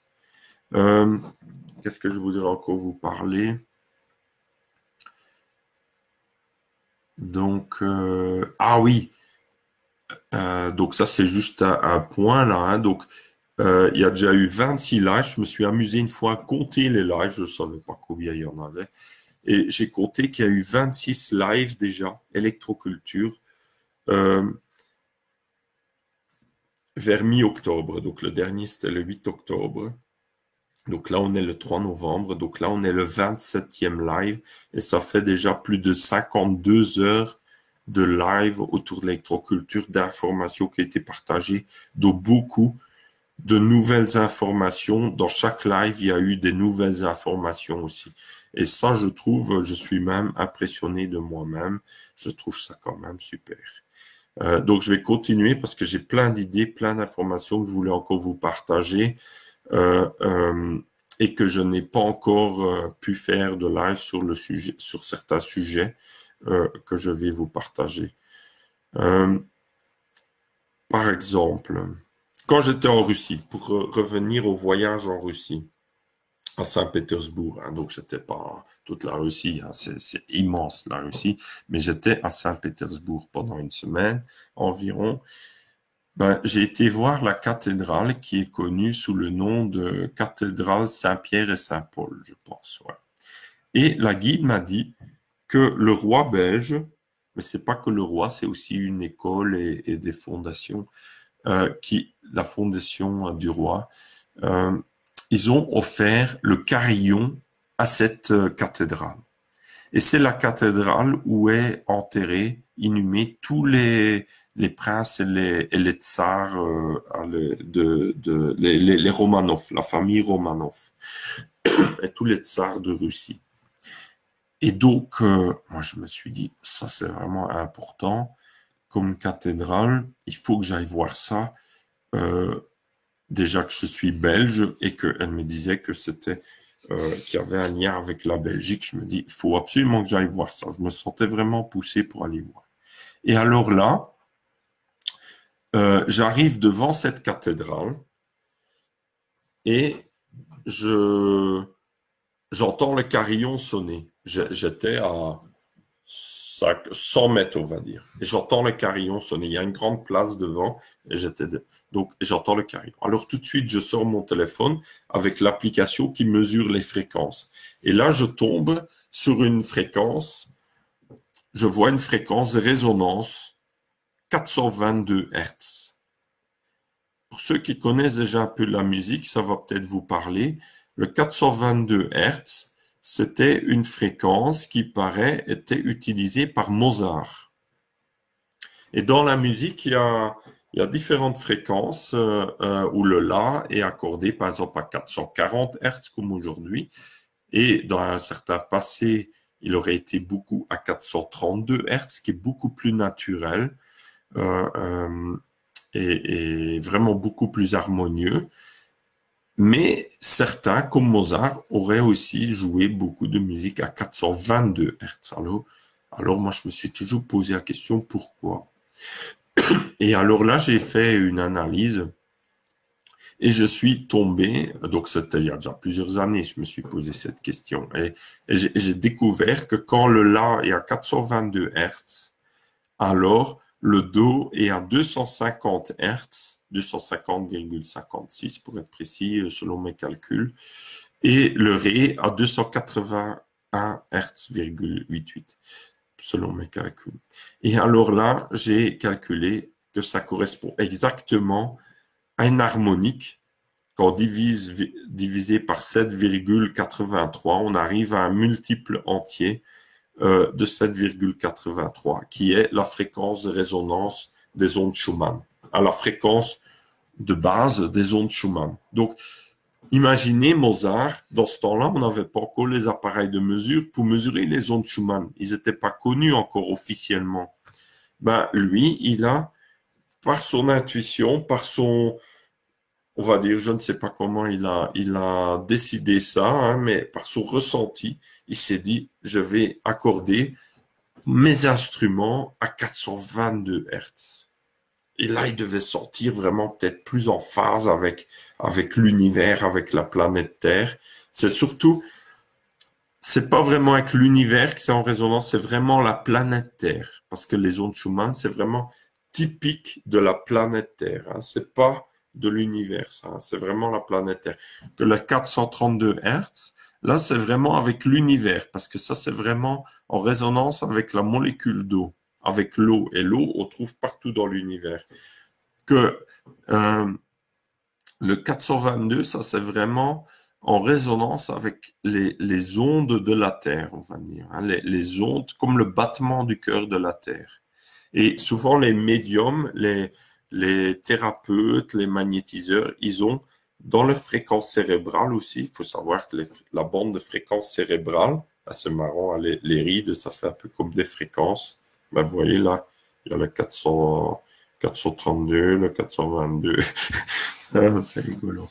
Et, mais pour dire, voilà, dans les ondes cérébrales, je vais faire comme ça exprès pour vous montrer les ondes cérébrales. Ah, dans les ondes cérébrales, ben, il y a les ondes Schumann. Hein, c'est dans la même bande de fréquence des ondes radio de la Terre. Donc, c'est pas hasard. Hein, c'est pas hasard. En plus, notre tête, c'est comme la planète Terre, c'est rond d'une certaine façon. Hein, il y a peu de relief. Ah, il y a Mont Everest là, il y a le Mont Blanc peut-être, je sais pas. Mais c'est pour rigoler, mais pour dire il y a des similitudes et il y a vraiment des influences directes. Et, euh, et donc, j'arrive vers cette cathédrale et je vois une fréquence de résonance à 422. Ça, c'est quand même fort. Donc, ça montre que ces bâtiments n'étaient pas faits là juste pour telle ou telle religion, parce que voilà, il y a différentes religions sur Terre, différents types de bâtiments, mais qui suivent en général un peu les mêmes règles quand même les règles de base, on va dire, de construction sont un peu les mêmes, au-delà des religions. Mais ça nous met en, en résonance, on va dire, où ça va stimuler même si on n'est pas spécialement religieux, je vous invite quand même à aller dans les églises, à les visiter. Pourquoi? Parce que c'est des outils, c'est comme une centrale qui va aider à vous mettre en résonance avec la planète, avec les ondes, avec les harmonies, avec les ondes qui nous entourent. C'est comme un circuit Lakowski gigantesque. Vous voyez? Hein, au-delà des religions, hein. C'est qu'on n'y croit pas, c'est une autre histoire, c'est un autre sujet. Je suis pas curé, je suis pas prêtre, euh, euh, je suis pas là pour convaincre qui que ce soit, pas pour religion, mais c'est une histoire du bâtiment, des constructions, même des anciens bâtiments qui sont même pas forcément religieux, mais les très anciens bâtiments, vous verrez, ça suit les mêmes règles. Souvent, il y a des grands bâtiments de maîtres d'il y a plus de 2 siècles, par exemple, 3 siècles, qui sont comme des temples. Hein. Ben, on sent qu'il y a une énergie différente. Ben, là, ça se prouve, ça se mesure. Vous voyez, ça se mesure par les ondes Schumann. C'est comme autour des pyramides. Ben, on mesure aussi souvent beaucoup plus d'ondes Schumann. Donc on voit bien, et ça a un effet direct sur la santé humaine, hein, et la santé des plantes aussi. Donc on peut imaginer imaginons qu'on va dans une cathédrale à certains moments de l'année avec ces semences, rien que pour les dynamiser, ou à certains endroits dedans qui sont plus énergétiques. Imaginez, en dessous du lustre, comme je racontais, s'il y a des grands lustres dans une église, ben, essayez de sentir l'énergie qui est en dessous et peut-être mettez vos semences là pendant 1 heure. Ça peut être intéressant de tester ça. Ça peut être vraiment très intéressant, je pense. Hmm. Ouais. Parce que je pense qu'on a vraiment tout intérêt à prendre conscience des forces de l'esprit, des forces de notre esprit, à tous. Hein. Hmm. Parce que dans la société, tout est fait pour que tout est fait pour que on ne connaisse pas ça. Ouais. Ou qu'on dénigre ça. Mais les forces de l'esprit sont vraiment bien là. Hein. On est beaucoup plus compétent qu'on pense. On peut faire beaucoup plus de choses qu'on pense, hein, avec notre esprit. Sans formation particulière. Alors imaginez si vous avez l'expérience, l'exercice, c'est encore plus puissant. Ouais. Ah bah Thibaut parle là du Halloween. Ouais, voilà, Thibaut, il veut dire que ça n'a rien de satanique. Je suis désolé. Peut-être que la fête d'origine était, voilà, la fête américaine commerciale ou la fête irlandaise, peut-être comme on entend, n'importe. Mais la façon dont c'est tourné aujourd'hui, c'est vraiment clairement satanique. Il n'y a qu'à voir tous les symboles qu'ils utilisent. C'est vraiment satanique. Donc, Thibaut, il faut pas essayer de dire du bien là de cette fête. Il n'y a rien de bien dans la façon, je dis bien dans la façon que c'est présenté et fêté aujourd'hui. Hein. Euh, donc moi, je pense qu'il faut revenir aux traditions. Il faut pas la bouleverser complètement, les traditions françaises, sinon il restera plus rien de la France. Voilà, voilà. Euh, et pareil au niveau agricole. Hein. Tout ça, c'est lié. Hein. Ouais, ça c'est.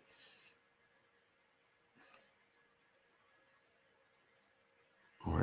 Ouais, donc Michael Owens apporte l'idée de faire un carillon à 422 Hz. Ben, d'ailleurs, ça c'est, je vais faire ça. Hein. Je vous tiens au courant dès qu'il est fait, ce que ça, je vous le ferai écouter dès qu'il est fait.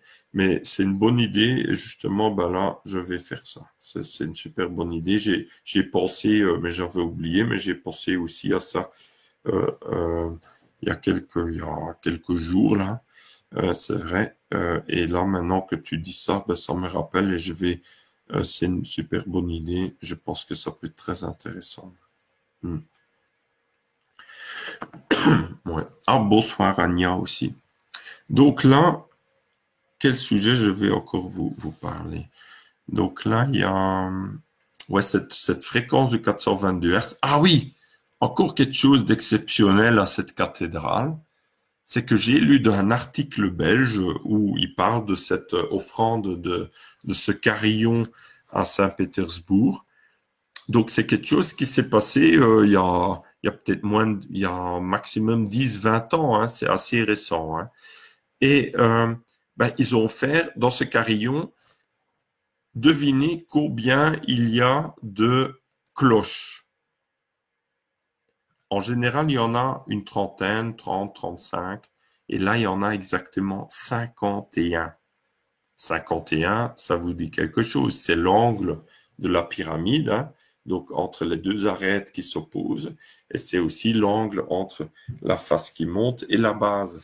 Donc, vous voyez que c'est probablement de nouveau pas un hasard, ce 51. Donc, il y a exactement 51 cloches. Donc, ça, c'est un carillon exceptionnel euh, au niveau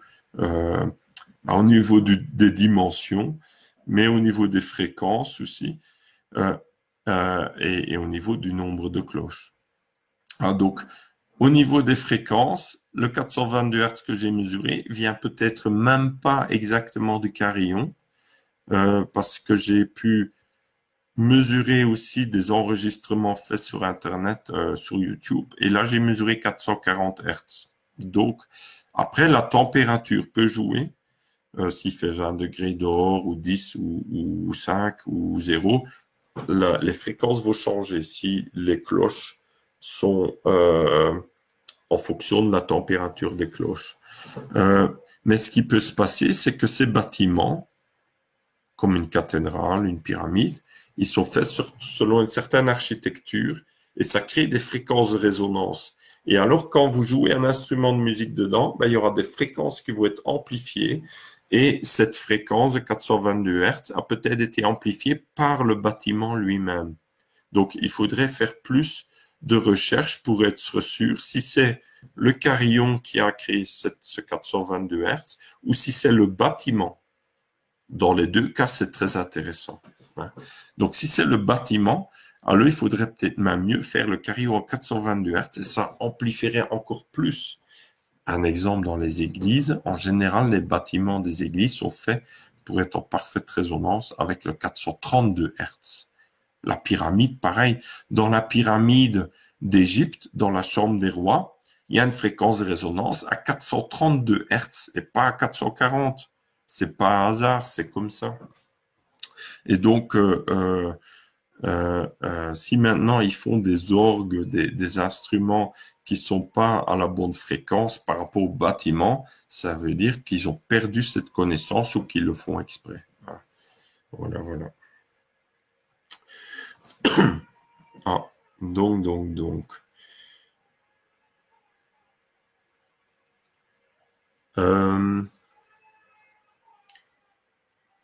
Ouais, vous voyez encore beaucoup de sujets. Là, je peux pas parler de tout.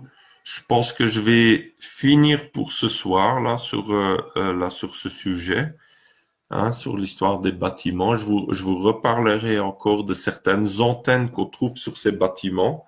Hein, donc là, dans le prochain live, je vais parler de ça. Là, j'entends que ma fille elle crie.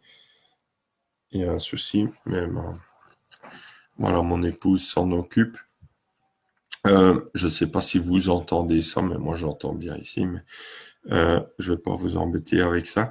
Donc, ce qu'il y a aussi sur ces bâtiments, c'est qu'il y a des antennes, comme les antennes type paratonnerre, qui sont maintenant souvent comme des croix ou avec une pointe dessus, etc. Mais ce qu'il y a, c'est qu'on voit ça aussi sur tous les anciens bâtiments, pas que les bâtiments spirituels ou pas que les bâtiments de religion. Non, on voit ça sur tous les bâtiments, tous les très anciens bâtiments. Il y avait ce système comme de paratonnerre. Et alors, je me suis posé une question, mais il y a des villes dans le monde où il y a aussi tous ces antennes, et pourtant, il n'y a presque pas d'orage là-bas. C'est pas partout dans le monde qu'il y a des orages. Et pourtant, il y a quand même ces antennes qu'on nous dit des paratonnerres. Et alors là, on trouve des recherches russes. Il y en a qui diffusent des vidéos autour des théories des théories de l'histoire de la Grande Tartarie, qui aurait eu une sorte de grand empire tatar, qui était bien plus grand qu'on pense. Et il parle aussi et il montre des exemples que ces bâtiments étaient illuminés. Il y a des gravures où on voit que ces bâtiments étaient illuminés, par exemple en 1856. Il y a des grands bâtiments de Saint-Pétersbourg complètement illuminés. Pourtant, officiellement, on n'utilisait pas encore l'électricité comme aujourd'hui. On s'éclairait souvent encore à la bougie. Et il n'y avait pas encore de réseau de fils électriques pour illuminer les bâtiments. Ça c'est venu que après 1900. Après 1900, c'est venu seulement. Et donc là, on voit que début 1800, même avant 1856, il y avait déjà des illuminations de tous les bâtiments importants dans les grandes villes. Et il y avait toujours ces antennes, ces antennes. Ça, c'est très intéressant, ça. Et on retrouve ça dans presque le monde entier. Hein. On trouve ça aux États-Unis, on trouve ça en France, on trouve ça en Russie, on trouve ça en Italie, on trouve ça dans beaucoup de pays.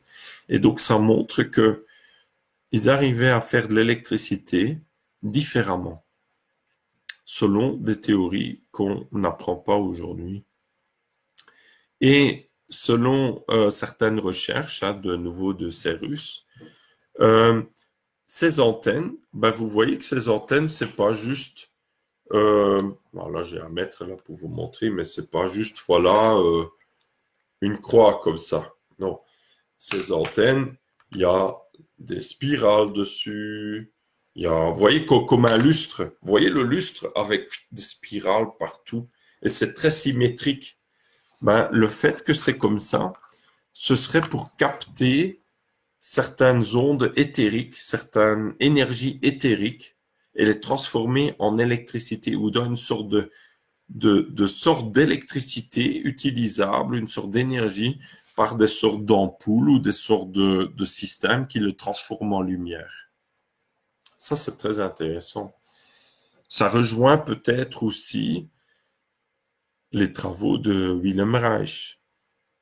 Donc, Wilhelm Reich, Euh, et aussi de Luigi Higuina. Luigi Higuina, on voit les spirales, et lui, il a commencé à faire des recherches sur l'escargot, sur les lucioles qui font la lumière. Et comment ils font la lumière? Par où il trouve cette énergie? Ben, il a découvert qu'il trouverait cette énergie par l'énergie des escargots qui trouvent cette énergie par leurs spirales qui agissent comme antennes qui captent ces énergies. Et la luciole va transformer cette énergie en lumière. C'est peut-être ce qui se passe sur ces cathédrales, sur ces bâtiments.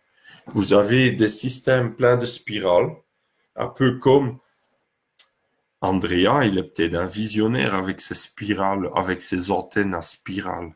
Parce que c'est imaginer. Donc, qu'est-ce qu'a fait Andrea? Ben là, vous voyez, donc ça, on va dire que ça, c'est le clocher de la cathédrale. Ah, c'est le toit.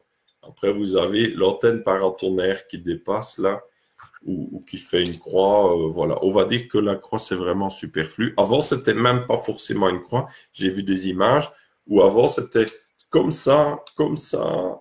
C'était dans tous les sens. Il y avait et plein de boules aussi. C'était beaucoup plus complexe que juste une croix comme aujourd'hui. Ça a été, vous voyez, c'est pour qu'on croit que c'est une croix.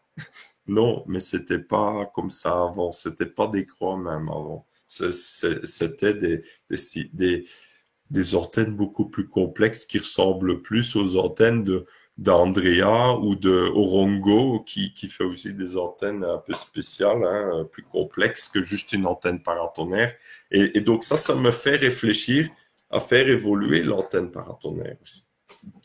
Et donc, vous imaginez que vous avez des spirales comme ça, mais dans tous les sens. Vous voyez?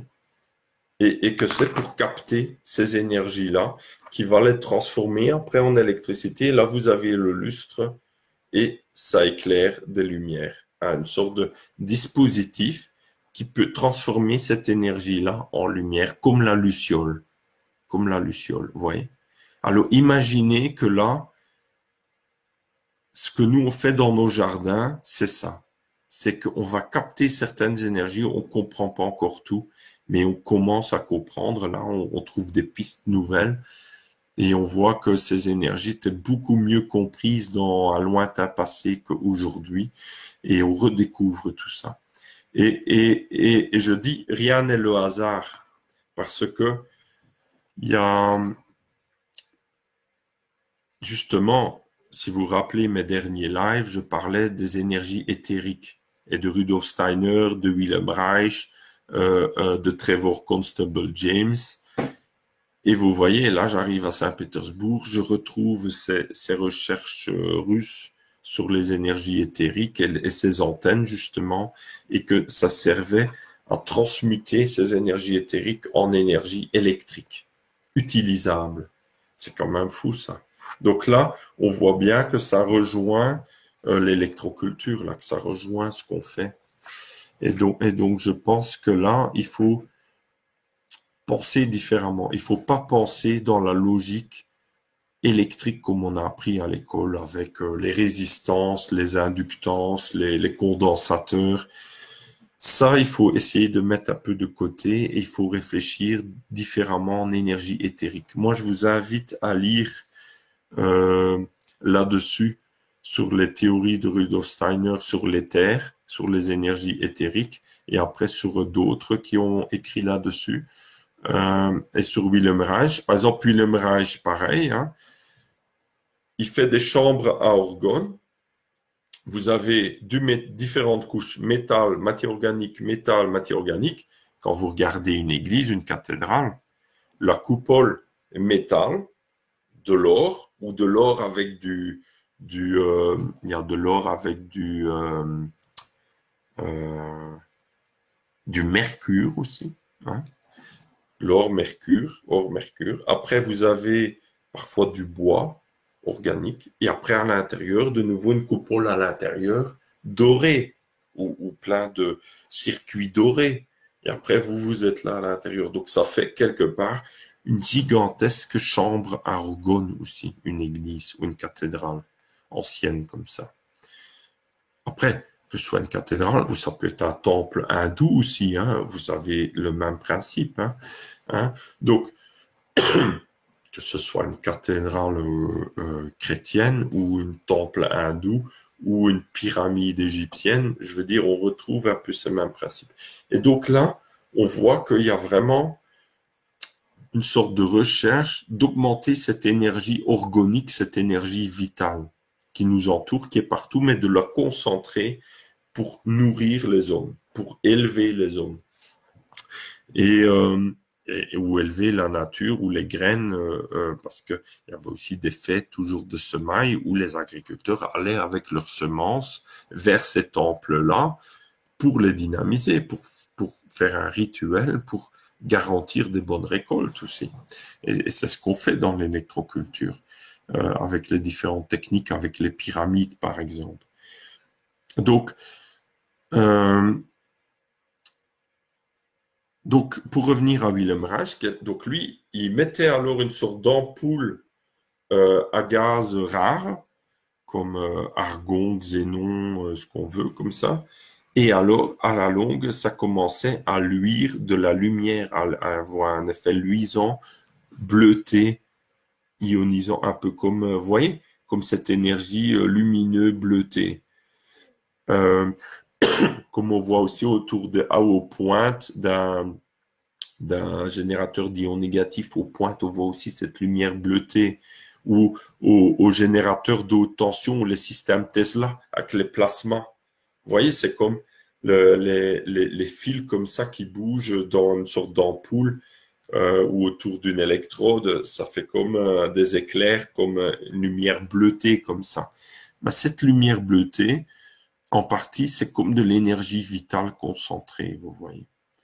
Ben, imaginons que l'Église fonctionnait comme ça, captait cette énergie et la transformait dans cette lumière, dans des sortes de dispositifs. Peut-être que c'était des ampoules de verre remplies d'un gaz ou des formes spéciales, peut-être inspirées des lucioles, je ne sais pas. Il faudrait réfléchir à ça, je pense. Parce que imaginez qu'on retrouve cette technologie, comment faire? Bah alors, vous pourriez mettre une ampoule dans votre jardin, votre antenne paratonnerre, pour rigoler, mais vous pourriez, à votre maison, avoir une antenne paratonnerre au-dessus de la maison et avoir un éclairage dans votre salon tous les soirs. Vous voyez, c'est aussi simple que ça. C'est comme les batteries au sel. Les batteries, on pourrait avoir de la lumière avec des dispositifs très simples. J'ai lu que les batteries cuivre, zinc ou au sel, c'était connu depuis plus de 4000 ans en Inde déjà. Vous imaginez? Déjà aussi à la batterie de Bagdad, qui était au musée de Bagdad, qui a été pillée par les Américains pendant la guerre. C'est pareil, ça a aussi plusieurs milliers d'années. Là-bas en Inde, pareil, dans des anciens écrits, ils ont retrouvé le même genre de batterie. C'est pareil. Donc on voit que l'électricité était bien connue depuis bien plus longtemps. Mais j'ai l'impression qu'à partir du moment où ils ont inventé les compteurs électriques pour vendre l'électricité, c'est la philosophie capitalistique du début du siècle avec Edison, là, tout ce qui est ancienne technique, et donc là, on voit aussi que Nikola Tesla n'était pas le premier. Nikola Tesla, probablement, il connaissait une partie de ces anciennes techniques. Vous voyez, probablement, parce que ça ressemble très fort à ce qu'il faisait. Mais ce qu'il faisait était même plus complexe que ce qui était avant. Avant, à mon avis, c'était des techniques relativement simples, mais avec des résultats grandioses. Et la connaissance a été perdue. C'est juste une histoire, beaucoup de connaissances.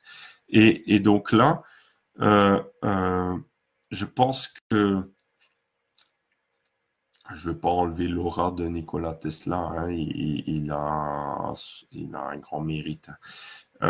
Mais c'est pour dire, il faut chercher plus loin que lui. voyez, c'est l'arbre qui cache la forêt. Hein, c'est ça. Nikola Tesla, ok. Et derrière, qu'est-ce qu'il y a? Vous voyez? Derrière, c'est l'arbre qui cache la forêt. Et, euh, et donc là, je vous invite à regarder les liens. Hein. J'ai mis quelques liens vidéo et sinon je me mettrai là à la fin là-dessus parce que ça permet de comprendre mieux ces énergies éthériques, ces énergies invisibles et le lien avec l'électricité et avec l'effet sur la vie, après en fin de compte. Ah, et la lumière, hein, la vie, la lumière. Comme Walter Russell dit, tout vient de la lumière. Toute énergie, tout vient de la lumière. Voilà.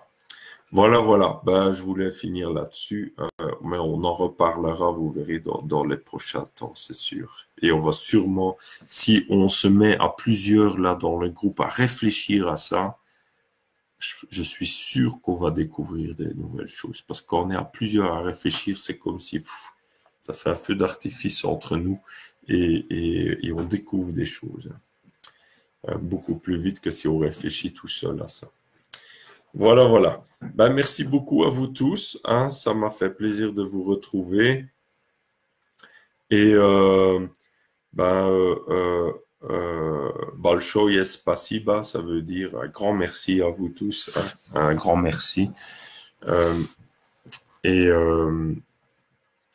Voilà, que vous vous portez bien tous.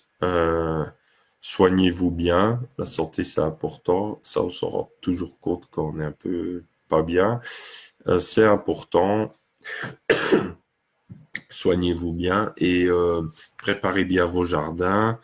Prenez le temps de l'introspection, de la réflexion. L'hiver, l'automne est là aussi pour ça. Et voilà. Ben, merci à vous tous. À tout bientôt. À la prochaine. Au plaisir. Merci.